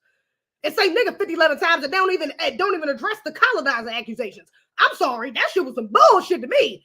But from a hip-hop perspective, most people is like, oh, that's the best. That was the best. You know what I'm saying? I ain't know Drake had it in him. You know, that was like the best song, best diss he's dropped. That was a solid diss. You know what I'm saying? From a hip-hop, okay, cool. All right, okay, cool. We ain't got to get into the consciousness, the culture part of it. We ain't got to get into that. Okay, we can just keep it for the words that they are. All right, for the songs that they are. Okay, cool. Even if we looking at it like that, Gilly, you know fucking well Kendrick shit is not worse than what? You telling me Drake's what? Family Matters is not even saying not like us. What are we talking about? What are we talking about? And even if it is, it's not seeing Meet the Grams. This nigga wrote a letter to his son. What are we talking about? Gilly, as a hip-hop artist yourself, he's a lyricist himself. And you really gonna get up here and say, Drake won? Light-skinned niggas is like for you to drag it like that, Gilly, it's giving tap dancing. It's giving you doing anything to get that interview with Drake. You trying to get that big interview. So you can get your little 30, 40, 50 million views. It's just giving real sellout energy, baby. I ain't feeling it. I'm not fucking with it at all. Same thing with that nigga Ish from dude Ish from the Joe Budden podcast. He sit up there like this. Joe Budden, they not like us. They not like us. Hey, they like, oh, bro, you don't like the song? It's good. They not like, I don't like the song. It's whack. I don't like it. Drake won. He might just be a coon. I don't know. I'm not gonna say he paid by it. I don't know. But nigga, come on. It's just like, even if you're gonna argue from that perspective, it doesn't make sense. Drake didn't win in any way, shape, or form. He didn't win. And so for you to be saying that, bro, what are you saying? Even Maul, speaking of Joe Budden, Maul and Rory, who used to be on Joe Budden's podcast, Maul specifically, which is sad because the white boy was the one that was defending Drake, that was defending Kendrick, going up against fucking Maul. Maul is defending Drake. Maul is over here. Oh, Man, Kendrick just saying stuff, man. He just throwing, you can't just be calling people pedophiles. Oh, man, he just throwing out lies. Ain't nothing sticking, man. Drake over there speaking facts. He over there speaking facts. Shout out to the sister in the video I seen. The sister said, that was on the podcast with him. She said, Drake out here speaking facts. What the fuck are you talking about? Yeah, he beating his wife. He's speaking facts. What you mean? You know he beat his wife? I'm sorry. Was you in the room with him when he beat the shit out of his wife? I'm confused. How the fuck you know he's speaking facts? Oh, I mean, you know what I mean. Well, it's gonna be more to come out. More's gonna come. We're gonna see what else happening. Cause you sound stupid. Like you cannot sit up here and be even the hardest Drake fan just sounds illogical trying to argue that he won. It doesn't make sense. Even if you want to go off telling truths and lies, the shit that Kendrick did is kind of sticking. Even the shit that he don't got 100% proof of, it's still sticking. It's kind of sticking to his jacket. The pedophile accusation, he didn't say nothing to clear that up. What he said damn sure didn't clear up. I damn sure did not take away from Family Matters. Oh, he's definitely not a pedophile. That's not what I got from Family Matters. So he didn't clear shit up in Family Matters about pedophilia. Didn't clear that. That's still floating in the air. Really still on your jacket if you ain't wipe it off. It's still on his jacket. Him having another daughter. Oh, yeah. We told you that. We set you up to say I got another daughter. Ooh, we paid some. Ooh, we got a double agent. You thought he was working for you, but he working for me. Ooh, we'll see. We'll see. It took you a little second to acknowledge Adonis too. We'll see. Maybe. We'll see. I guess. Maybe. What did Kendrick say? He said he got a pill popping problem. Okay. Well, we don't know that for sure, but we know it's a motherfucking picture with a prescription with Aubrey's name on it on the cover of that album. I mean, that cover art Kendrick used for, what was that, Meet the Grams? Or was that Meet the Grams or 616? I forgot. One of the two. We know that. I mean, yeah, it could have been for anything. It could have been for anything, but also, what them pills for? Why didn't you address that with the pills for? Okay, so your friend is a sex offender. So your friend is on the sex offender list. Okay, so OVO is full of pedophiles. What? Oh no, they not. Because you didn't say that. You didn't say what your whole team was really full of. They not pedophiles? So that nigga, do we got a charge or what? Do we got a charge? So is what Kendrick saying really lies? Is it lies? Is it lies? Is he just pulling stuff out of thin air? Is he? Or is the truth yet to come? Is the proof yet to come? Let me say that. Is the proof yet to come? Because Cat Williams said it himself at the beginning of the year, baby, this is the year of exposure. This year, it's only two sides. You got God's side and you got the other side. And if you on the other side, baby, you're going to get exposed. Period. So, do we just not have it yet? Do we just not have it yet? Because a lot of the shit he's saying got a whole lot of validity to it. Where is you right? You went to Atlanta to get your checks and balance, baby. Before you got there, let's see what type of music you was making before you linked up with Lil Baby and 21 and 2 Chainz and and Future. I'm sorry.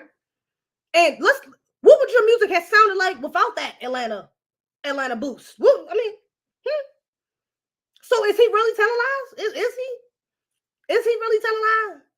Because Drake don't be posting his son like that because he seemed real hurt. I mean, I'm not saying he don't be with his son. He don't post. I don't follow nigga, but whenever he with his son and posts up on Instagram, I usually see somewhere else somebody posted because they're never publicly out together. Soon as Kendrick say, oh yeah, you ain't raising your son, this nigga gets on Instagram and got a picture of him and his son chilling. Oh, really?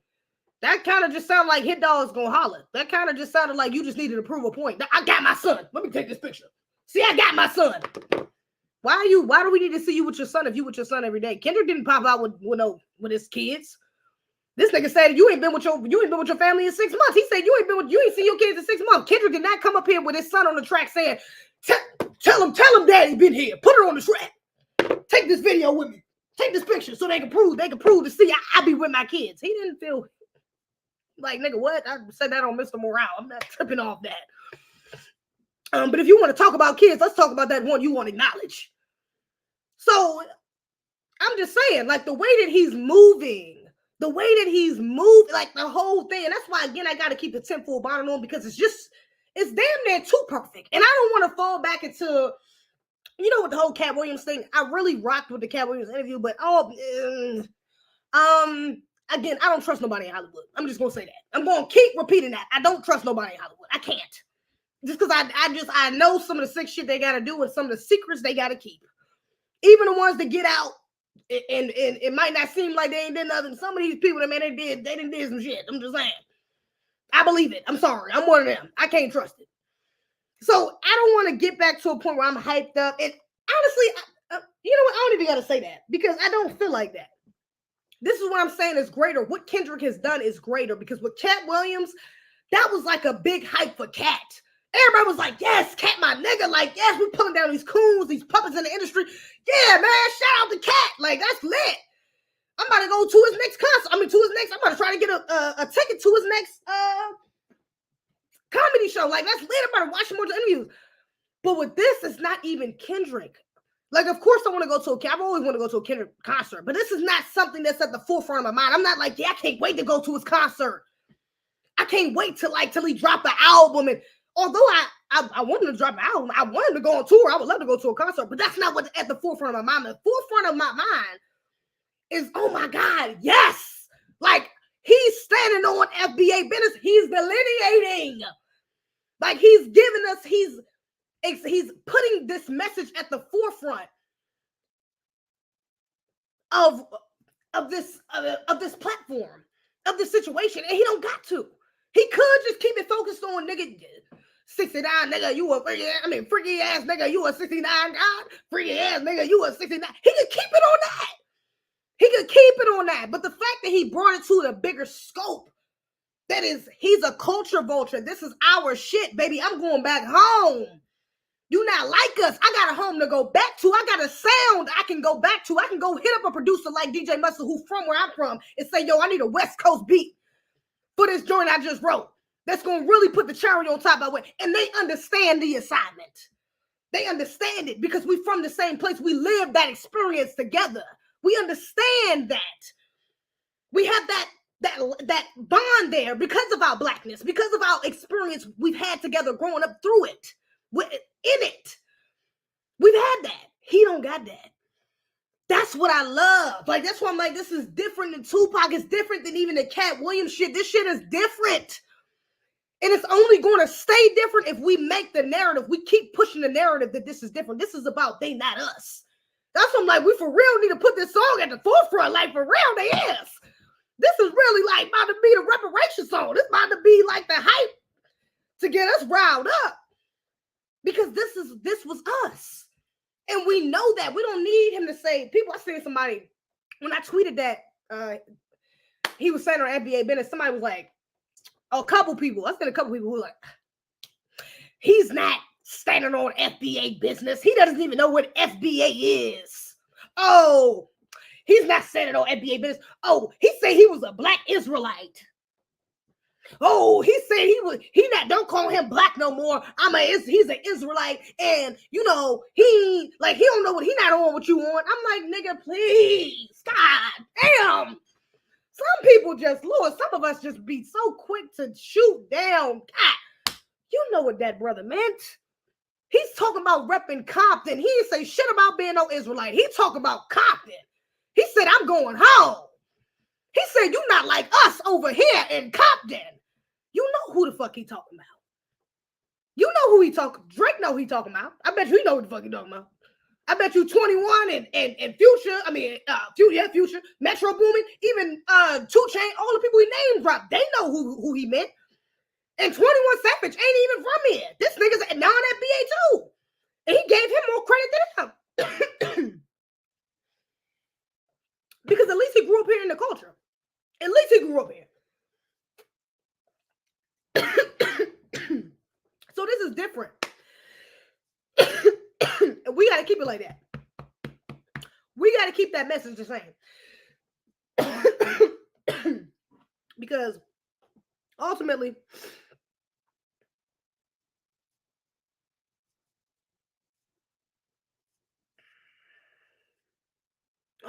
my bad. Ultimately, We got to separate, man. We got to delineate. Period. I need water. You need water, my sister. I do. Yeah, this is water. Lord. Talking. Then we went an hour and a half. That's why I made the title. I need to take off the in other news. I'm gonna just make it They Not Like Us. I'm just gonna make the title They Not Like Us. Because I knew I was gonna be talking about this. I had a feeling. I didn't even write. I made a couple of notes. But like I just been sitting here looking at the camera the whole time. The couple times I stopped was when I went back just to make sure I was catching what I wanted to catch. But I knew I was gonna be talking about this joint for a break. I've been waiting. I've been building it up. I done had 11 conversations with my sister, my brother. Had a cat. Shout out to Afro. I had a conversation with him when we was in Atlanta. Shout out to Black Alpha as well, because for the Culture Podcast, baby, that's coming. For the Culture Podcast, baby, part 2. We back again. We back again. Shout out to them. But I talked about it a little bit with them when I was in Atlanta. So yeah, it was just a lot. I had a lot on my mind. Hold on, let me see. I gotta go back though to make sure I ain't missing nothing, because I know it's a couple people. I mean, a couple things I did mean to. I wanted to make sure I touched DJ Vlad. Okay, yeah, DJ Vlad. You know what? I ain't gonna even say too much about DJ Vlad, because first of all, he should have been canceled. Number one. A part 2, shut the video. Oh, shut the video. Girl, I can't shut a video, Marcus Moore. The heck, I'm still editing it. Oh, 1. Oh, 2, it's not ready yet. Okay, because I'm still editing. It will not be released right now, but it will be released very soon. Okay, I'm gonna let y'all know. It's gonna be on the For the Culture. The For the Culture channel. It won't be on my channel. It's gonna be on For the Culture channel. So y'all make sure y'all go subscribe to that. Okay. Immediately, one of my mods, if y'all got that link, go find that link for me right quick. Put it in the chat, please. It's called For the Culture. Go to Afro Elite channel. If you ain't look it up, you just look it up. Somebody try to find it for me. You're blessed. Anyways, Vlad should have been canceled. Number one. He was canceled in my book a long time ago, after he came from the minister, after he lied, blatantly lied on the minister, and said something that he did not say. That's when he was canceled for me. So honestly, anything that he does doesn't really concern me, but I'm gonna bring this up just because it's in the realm of what we already talking about. After considerable reflection, I'm sorry, this is the original tweet. Where's the original tweet? Hold up. Okay, so his original tweet is, Kendrick's Not Like Us needed a better mix. It takes away from the song. Cracker, if you don't get your motherfucking ass over there. I just wanted to be like, Cracker, please. What are we? What? Why are you over here, Vlad? You shouldn't even have an opinion on hip hop anyways.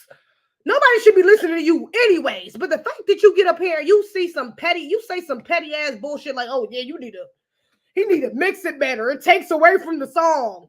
Nobody gives a damn about that. Nobody cares. Vlad. So respectfully, a black woman quoted it and was like, "You are white. This is a black folk affair." That was it. She didn't even say nothing that was disrespectful, in my opinion, because I would have said it a lot worse. I'm just like, so to me, that was very respectful, very simple, very short, straight to the point. You are white. This is a black folk affair. Like, that's it. She didn't even say mind your business. She just said this is a black affair, and you're a white man. Like, let's just be clear. This Karen ass, Ken gets up here and is like, wait, so a professor at Princeton is telling me that a white person should be allowed to voice their opinion about hip hop? Is that how you interact with your students? What are you talking about? She didn't even say that you can't have an opinion. She said, you are white. This is black folk. This ain't for you. You can have an opinion over there. Have an opinion with your people. Go talk to them. Why are you on Twitter while this is trending and saying some bullshit like this with the platform you got? Shut up. Like, shut up. That's what needed to be said. Zip it. Shut up. Because you don't know what you're talking about. And you're saying irrelevant things in a time where we focused on empowerment. We focused on delineation, the intention behind what he said. Fuck how it sounded. Like, yeah, it's just, She responds, what I'm saying is that you put your opinion in a discussion that's not needed. This conversation is and should be centered by Black people, not you. Don't try to change your words now. I'll be reaching out to Princeton about this on Monday.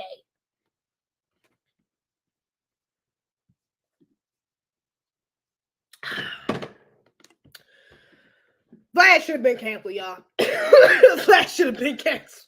I can't even go that hard because Vlad should have been canceled. Like, we're literally telling the white supremacists to be nice. White supremacists, please don't criticize Black people and don't distract us and don't come into our spaces after we had already let his ass in. And still got him in. Boosie, why the fuck do you keep going on there doing interviews? Please, Boosie, stop. Lord. But not just Boosie. That ain't just to call out Boosie, because it's a lot of Negroes still going on that show, unfortunately. I don't know why. We need to stop. But that's why he still feels comfortable saying stuff like that, because he's based damn near at this point an open white supremacist. Damn near open white supremacist at this point in a Black space is still very comfortable. That's the problem. That's why he felt comfortable saying that first tweet. We got to make him very uncomfortable.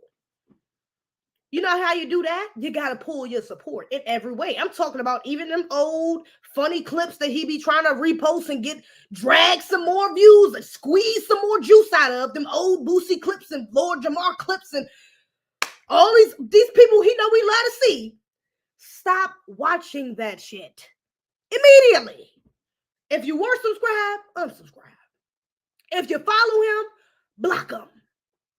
Stop interacting with him. Stop giving him views. Black artists, stop giving him content.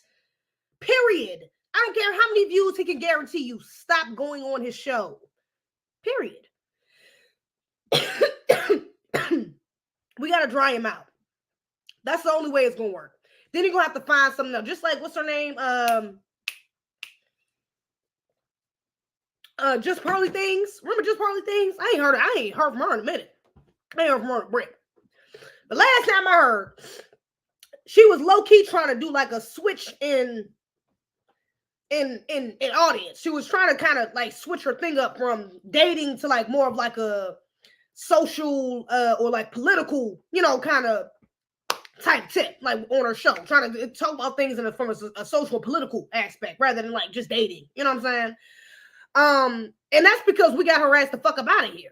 We found out she was a suspected white supremacist and said, no, baby, you guys to go.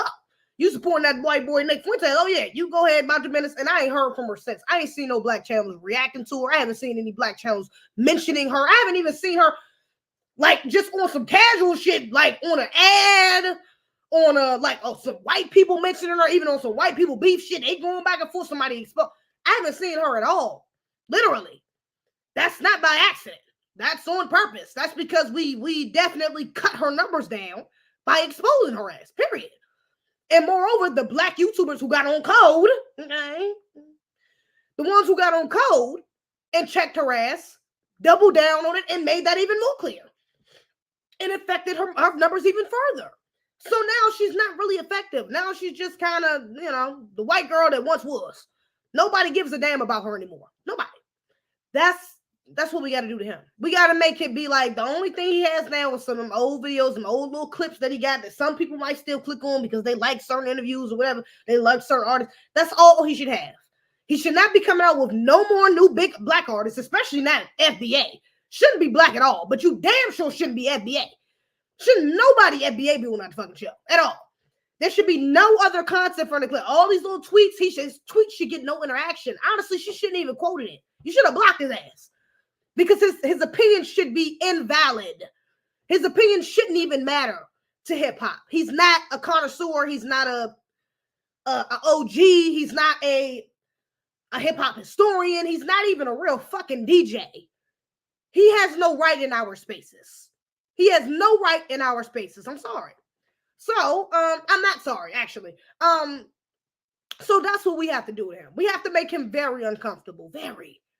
Very uncomfortable, to the point where it's like, even if he did want to get bold enough, even if he does feel comfortable enough or still feel bold enough to sit out to say something anti-Black, it really wouldn't matter because it's a rock thrown into the ocean, baby. We don't even hear that bullshit. We don't even hear you. Most Black Americans got your ass blocked. We don't care what you're saying. It does not matter. It literally doesn't matter. The only way it would matter is if you're doing something that affect one of us, which was like this black woman did, and he tried to call Princeton and get her ass fired. Now it matters. Now black people, we back on your ass because now you're trying to get somebody fired for some words. That's insane. Ken, you damn Ken, that's insane. Mr. Karen, that's insane. Now we got to get back on your ass. But other than that, man, it should be nothing. We shouldn't even be able to hear it. It should be like just pearly things. I have no idea what the fuck she got going on. I don't listen to it. I don't know. I don't care. Like literally, you have nothing to do with black culture, and that's gonna be very clear. We're gonna make it very clear. They don't gotta make it clear because we're gonna make it clear. The only way you can be valid and verified is if you are within our culture. You can't talk about our shit and not be validated in it. You gotta at least know somebody. Drake know that. Hey, look, Drake know that the most. He know that the most. He know that rule the most. He made sure he locked in somewhere. Some damn where he attached to somebody to make sure he got his foot in the door. So if he can't attach himself to nobody, and the people who can attach himself ain't really valid anyways, they looked at as coons or, you know what I'm saying, people we don't really take seriously no way, it's like he will be ineffective. That's where he has to get. He almost there, because don't nobody really listen to Vlad no way, to be honest. I don't be saying nobody post this nigga or like give him props. You know, I don't be seeing no black media heads really talking about him in a good way, let me say. So, I mean, we do that too. We have done that to a degree. But I think we can go a little further. He don't, like, for real. Like, he shouldn't have a voice. Like, he's literally, no. It's like, no. We have to gatekeep. Shout out to Kendrick, man. They not like us. I'm sorry. And we have to gatekeep and make sure that people know that, especially the people that's not black. And you know what's crazy? I seen a white boy too on TikTok talking about Drake, and he was like, he's from Canada, and he said he grew up with Drake. And he was like, yeah, you know, growing up with Drake, you know, like growing up in Canada, you know, he was saying like he feels for a lot of black Canadian artists, because a lot of them, like when they start to develop and they go outside of Canada, specifically when they go to America, they start to like attach themselves to American culture, to Black American culture. And of course, you know, like to a degree, it's kind of natural because rapping is ours, like hip hop is ours. So of course, you know, you go back to the origin, you're going to, you know, try to indulge in our culture even further so that you're better at what we created. Okay. So, I mean, of course, it's kind of natural. I'm not really mad at you kind of dipping and dabbling in our culture. It's like, okay, we do that. Okay, whatever. You got some black people go to carnival and go to, you know, whatever. We can dip and dabble. I ain't tripping. But when you dip and dabble and realize that you don't have, your identity doesn't align with the one that you're trying to cultivate, there's a problem. And that's what the white boy was saying when he talks about black artists, specifically Drake, black Canadian artists, specifically Drake. People like him come to the States, and yeah, they might have a cute little rap, and they can do they got a cool little sound. The sound isn't the sound. It's not our sound. It's not our sound. So when they come over here and hear our sound and realize that they can take elements from our sound to improve theirs, because you got to remember the sound that they have is just an imitation of ours. They're rapping, that's ours. They're copying us. That's an imitation. You're just doing it from a Canadian accent, doing it with a Canadian accent, but you're doing something from our culture. So you're already stepping into something that's not yours. Now you're stepping into something, you're stepping further into it, realizing that you liking it, seeing the benefits of it, but then once you turn around after you done grab the sounds and the swag and the lingo and all the things you need to kind of cultivate this image that you want, you turn around and look in the mirror and realize, who the fuck is this? I didn't grow up with nobody that looked like this, that sound like this. I don't identify with this. This is not me. This is something that I like to see. Like, I liked it growing up, but this is not me. This ain't my culture. This is not who I look like. This is not how I sound. This is not me. And he was like, a lot of black Canadian artists struggle with that because in Canada, their sound is not, they don't really have a distinct sound like we do here. That's why I said from what I picked up, it was just some T-Pain shit. From what I heard, it just sounded like auto-tune, some melodic rapping. That's T-Pain. Like, that's our shit. Like, I mean, Young Blue, like, that's As artists, we've been doing that. You know what I'm saying? Like we have artists that's been doing that. So from what I heard from them, it was nothing new. It was nothing different for real about their music. So when they come here and realize, honestly, that they shit is really just a watered down version of ours, it's like, damn. Well, in order for me to be the best, in order for me to, for real, do it the way I want to do it, the way I think is the most effective way to me to do it, will be in a way that a Black American does it. And I'm not that. So you could just imagine the identity crisis that they probably go through, especially somebody who's like Drake.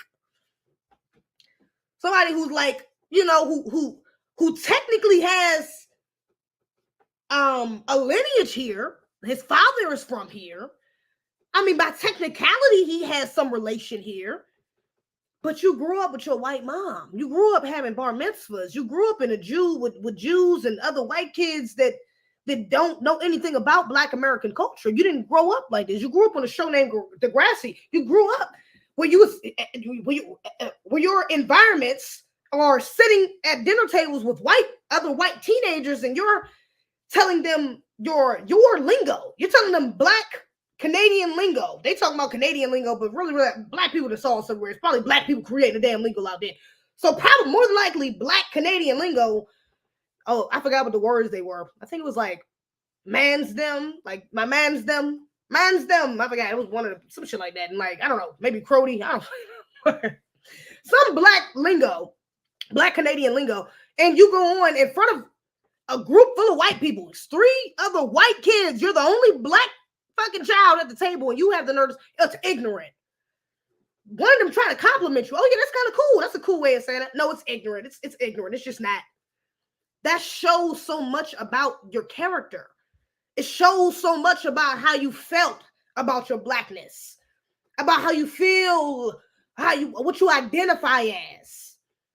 It shows so much, because I guarantee you're not going to find a clip like that of Kendrick. You won't. You won't find a picture of Kendrick like this with no blackface on. And you got a weak ass excuse saying, "Oh yeah, it was for what did he say that was for? It was for we was doing some sort of, I think he was in acting school and they was doing some sort of play or something, or let me not say acting school, but he was acting for something. And they had some sort of show, and the show was about Black people trying to find work in Hollywood, something along the lines of that. So you let these niggas put you in blackface and take a picture of you and put it on the internet so it's permanently there? What?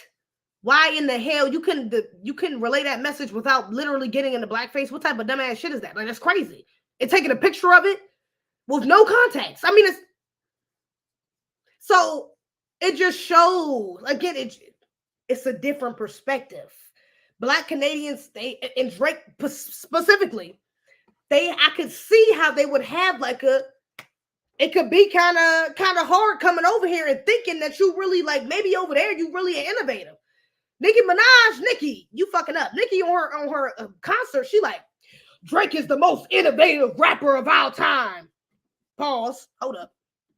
Drake is the most innovative rapper. Hold up. Wait a minute. I just want to make sure I'm clear. Wait a minute.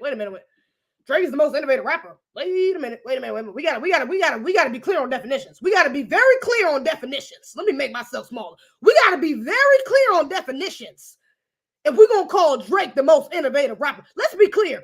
Innovative, marked by innovation or giving to making innovations, characterized by or introducing innovations, characterized by the creation of new ideas, new ideas or things, forward-looking, ahead of current thinking, ahead of times, being or producing something like nothing done or experienced or created before. So the keywords we need to take from that is new ideas. Oh, sorry, I tried to highlight that. Can't do it. New ideas, forward-looking, ahead of current thinking, and I love this one. This is the last one right here. We can just focus on this one. Being or producing something like nothing done or experienced or created before. Like nothing done before. Drake ain't. What the fuck has Drake invented? What has he done that wasn't here before he got here? Please tell me one thing that he has brought brought to hip-hop that was not here before he got here. What has he innovated? I'll wait patiently. What has he innovated? He's the trend. He's the trendster. He's the trendy man. He's not the innovator. Kendrick is an innovator. He creates. Freaky ass nigga, you was sitting on God. For your lot. Drake is not an innovator. Drake has not created anything new. He's done nothing ahead of his time. Literally nothing. He's done nothing. The only thing he's done is latch himself onto other people's work, other people's sound, and make it into his brand. That's it. That's not innovating. That's like editing. I would say that's like editing. That's like, that's like borrowing, that's like, like stealing. That's like exploiting, that's not innovating though. That's not innovating. He's not an innovator. He's not a fucking innovator. Like, I just need us to be clear on what we saying. So when you have people come over here and it's actual, when you have Black Canadians that come over here and they see us work, they see that we are literally innovating. We are literally innovators. We are literally creating new genres. We are literally creating the trends that he attaches himself to. Imagine I'm not going to say this is for all Canadians or everybody to come over here, but imagine the amount of envy that could be developed within that. To know that you think you're so talented and you back home, people think you just so good back home, but then you come to the place of origin of what you're doing. And the people here is like, that shit cool. We can bop out here to it. It's all right. Oh, he a singing ass light-skinned nigga. This nigga ain't nobody trying to listen to that. Because let's be real, when he first came out, niggas was not fucking with Drake. A lot of people ain't fucking with Drake when he first came out. A lot of people, even with the co-sign of Lil Wayne and Young Money, people still won't fuck with Drake. It took a while for people to be like, yeah, Drake that nigga. It took a couple years. It damn sure took me a few years. Like, I never got to the point to say he that nigga, but I actually got to a point where I was like, okay, he cool. I ain't gonna say he sucked. I used to say he was bullshit. He completely sucked. Did not like him at all. It took me a couple years to admit to the fact that, okay, he's all right, rapper. He cool. He all right. But now I won't even admit to that because he's not that. That was just a delusion I had fell into. He's not a rapper. He's an entertainer. But just imagine the amount of envy and jealousy that could develop in a person like that. And then he comes over here. You got to think Drake comes over here and he signs to Young Money. The hottest group. That was one of the hottest groups on the come up at the time, Young Money. They had Nicki, Wayne, even Tiger was lit at the time. Like they was especially Lil Wayne. Lil Wayne had everybody on their backs, but he was literally the greatest rapper at the time. Lil Wayne. So it's like, you come over there and you under somebody like Lil Wayne, who was literally like coming up. Lil Wayne was the one who got niggas on, even on the auto-tune singing shit. Lil Wayne got niggas on, got rappers on to that for real. Like Lil Wayne is cultivating. He's coming up. He's taking heat. I think around this time, when did No Ceilings come out? No Ceilings came out, I want to say like, they had to come out when I was in middle school. No Ceilings. No Ceilings was middle school, I think. Like 07. I think that was a little before he got with Drake. Drake got with Young Money. It'd be like 08, right? 09, 07. Something around then when No Ceilings came out, I think. I feel like I was in middle school. But just imagine coming from somebody who is actually, you're under somebody who is actually able to do what you're trying to do, which is take things from our culture. And 09, that was close. 09, Red. That was right before. That might have been right. Drake might have actually already been with him with No Ceilings. Am I tripping? Was he already signing him under No Ceilings or no? Because he signed to Young Money around like 09, 07. It was somewhere in that area. Like 09, 08, 2010. It was somewhere in that, within those couple of years when he signed. But imagine you are up under a person, an FBA black man, a man that's actually from here. And you are under him. He's the greatest rapper alive, and he's doing something that you are trying so hard, your very best to do. He's able to do damn near effortlessly, or at least make it look effortless. And for him to be able to come out with hit, you talking about 09, 2010, this nigga Wayne was on. This nigga, I think, what was it? No Ceilings, Mr. Carter. He had like 3-4 shit, like a bunch of shit come out for like it was 4-5 years. It had to be like a 6-7 year stretch. This nigga was dead ass like it was like nobody was stopping him. Like that, like it was a point like nobody. It was like undebatable. Everybody knows Lil Wayne's the best rapper in the game. Like it was undebatable. It wasn't even a question. Niggas knew Wayne is the best. Like this is he got it. He's at the throne. He has the throne right now. So he's up under him in his prime. And he making mixtapes like it's nothing. No Ceilings was fire. The whole shit was fire. That and what was the other one before that? He made that one and something else I forgot. But he's taking regular ass songs, R&B songs, FBA songs, even the white people shit. He's taking pop songs and flipping them damn near into a whole nother. He just putting out swag on it and putting his music in, putting his personality, his spirit in it. That FBA swag in it, and it's turned it into, I mean, he made some of these songs sound like they damn near completely different songs. Like, he made some of these songs better than the original. Bitch, I'm swag, I'm turned, my man, get first, I get that man, and then I get that man. Like, I don't remember the words, but I know that shit used to crank. That used to be my shit. That used to be that was my mixtape. I was like 14 years old, cranking away. Okay, and it's still a classic. It's something you can still put on at most black people. You turn that joint on at a cookout or at an event, black people gonna know the words. We gonna know it. We gonna know it. So just imagine you got all this ambition, all this hope. You think you might even have a little bit of arrogance because where you from in Canada, you a lot better than the niggas in Canada, but you ain't a lot better than these niggas. And you got connections out. You got connections in Canada. You got people that know you in Canada, but you got a little fan base in Canada from Degrassi, but this is a different crowd. Now you're dealing with Black Americans. You trying to latch on to something. You trying to convince us of something that you're not. And now you got somebody that's right above you that's undeniably better than you. Somebody that you really want to learn from, but you're also like a little jealous because you know that you can't tap into what he has. You don't have what he has. That right there can stir up a lot of envy and jealousy in a person. Because I want what you got so bad, but I don't got it. I want it so bad. I want to be able to get on the track and sing melodically and still make it still sound like some real shit. I want to be able to get up here and put some metaphors and similes and, put all this shit together and make it sound like some real, like I'm really saying something. I want to be able to do it. Like I'm so close. What is it? I'll tell you what it is. I'm going to tell you exactly what it is. This is what it is. This is why you can't do what Wayne do, Drake.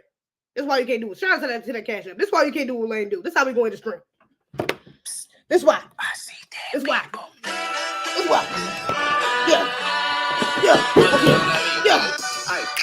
What's the whole beat? Oh, beat, bro, any rap nigga, he a freak, yo. Man down, call her Amber Lambs, tell him beat, bro. Nella nigga to the cross, he walk around like T. So what's up with these jabroni ass niggas trying to see Compton? They in the street and hate me, fuck them all and they mama. How many options you really got? I mean, it's too many options. I'm finna pass on this body, I'm John Stockton. Beat your ass and have the Bible of God watching. Sometimes you gotta pop out and show niggas. Certified boogeyman, I'm the one that up to score with him. Walking down the whole time, I know he got some hoe in him. Pull on him, extra shit, money that flow on him. Say Drake, I hear you like I'm young. You better not ever go to cell block 1. To any bitch that talk to him and they in love, just make sure you hide your little sister from him. They tell me Chubb's the only one that get your hand-me-downs and party at the party playing with his nose now. And Baca got a weird case. Why is he around? Certified lover boy. Certified pedophile. That fuck him up. I'ma do my stuff. Why you trolling like a bitch? Ain't you tired? Trying to strike a chord. And it's probably a minor. Cause what, y'all? They not like us. They not like us. They not like us. They not like us. They not like us. They not like us. You think that they gon' let you disrespect Pop, nigga? I think that open show gon' be your last stop, nigga. They cold foul. I don't know why you still pretending. What is the hour? Y'all not like us. You will never be like us. Audience not dumb. We different. Nigga, we up here already. That's what we are. That's us. Y'all not like us, nigga. Yeah. Since 2009, I had this bitch jumping. Shout out to the check. Shout out to the check. That's a real one. Full fucking women. I'm out of breath. I ain't gonna do that much. I'm out of shape. I ain't been in the gym in a couple months. Anybody gonna drug me? Caption won't action, no accident. I'm hands on. He fuck around, get polished. Fuck no rain grow. He was in jail. That's conniving. Then get his face tatted like a bitch apologizing. I'm glad he rose. Y'all know that's true. Y'all know he really did that right. Y'all know Lil Wayne confirmed that right. That ain't no lie. That's true. That name gotta be registered and placed on neighborhood watch. I lean on you niggas like another line of walk. Yeah, it's all eyes on me. And I'ma set it up the pot. I think gonna set it up the pot. Sweet gin music and I won't pass the ox. How many stocks do I really have in stock? 1, 2, 3, 4, 5 plus 5. Devil is a lie. He is 69 God. Freaky ass niggas need to stay their ass inside. Stay your ass in Canada, nigga. Like a fresh pack of time. City is back up. It's a must. We outside. Yo, nigga, FBI outside, nigga. Reparations. Reparations 2020. Fuck. They not like what are you talking about? They not like us. They not like us. Shout out to the chat. They not like that's us. a real one. They not like us. We better get about here. We've been on this girl for 2 hours. I gotta go. I'm hot. I'm hot. But guess what? Building railroads and trains. Yeah. Bear with me for a second. Let me put y'all on game. Hold on, my favorite part. Settlers was using town folk to make them rich. Listen. Fast forward 2024, you got the same agenda. You run to Atlanta when you need a check balance. Let me break it down for you. This the real nigga challenge. Yeah. You caught future when you didn't see the club. Then what? Little baby help you get your lingo word. Then who? 21 get your first street cred. Who else? Girl, make you feel like you a slime in your head. He lied. Playboy said you can be from North Side. No, he didn't. 2 Chainz say you good, but he lied. You run No, he to was true. Atlanta when you need a few dollars. No, you're not a colleague. You a fucking colonizer. The family Colonizers ass niggas. Y'all get exposed on 2024. Shout out to y'all, man. Actually, I can't drop a flag. I can't drop a flag. We gotta put a flag, man. I can't drop a flag. This fan. The nigga, he a fan. Nigga. He a fan. He a To fan. me. He a freaky ass nigga. He the 69 God. Freaky ass nigga. He the 69 God. Hey, run for your life. Hey, run for your life. Freaky ass nigga. He the 69 God. Freaky ass nigga. He the 69 God. Hey, run for your life. Hey, run for your life. Let me hear you say, Oh, be ho. Say, Oh, be ho. then step this way, step that way, then step this way, step that way. Are you my friend? Are we locked in?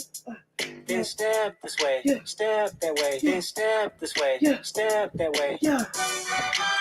Look, 2024, we spending on NBA minutes. That's just is what it is. Reparations.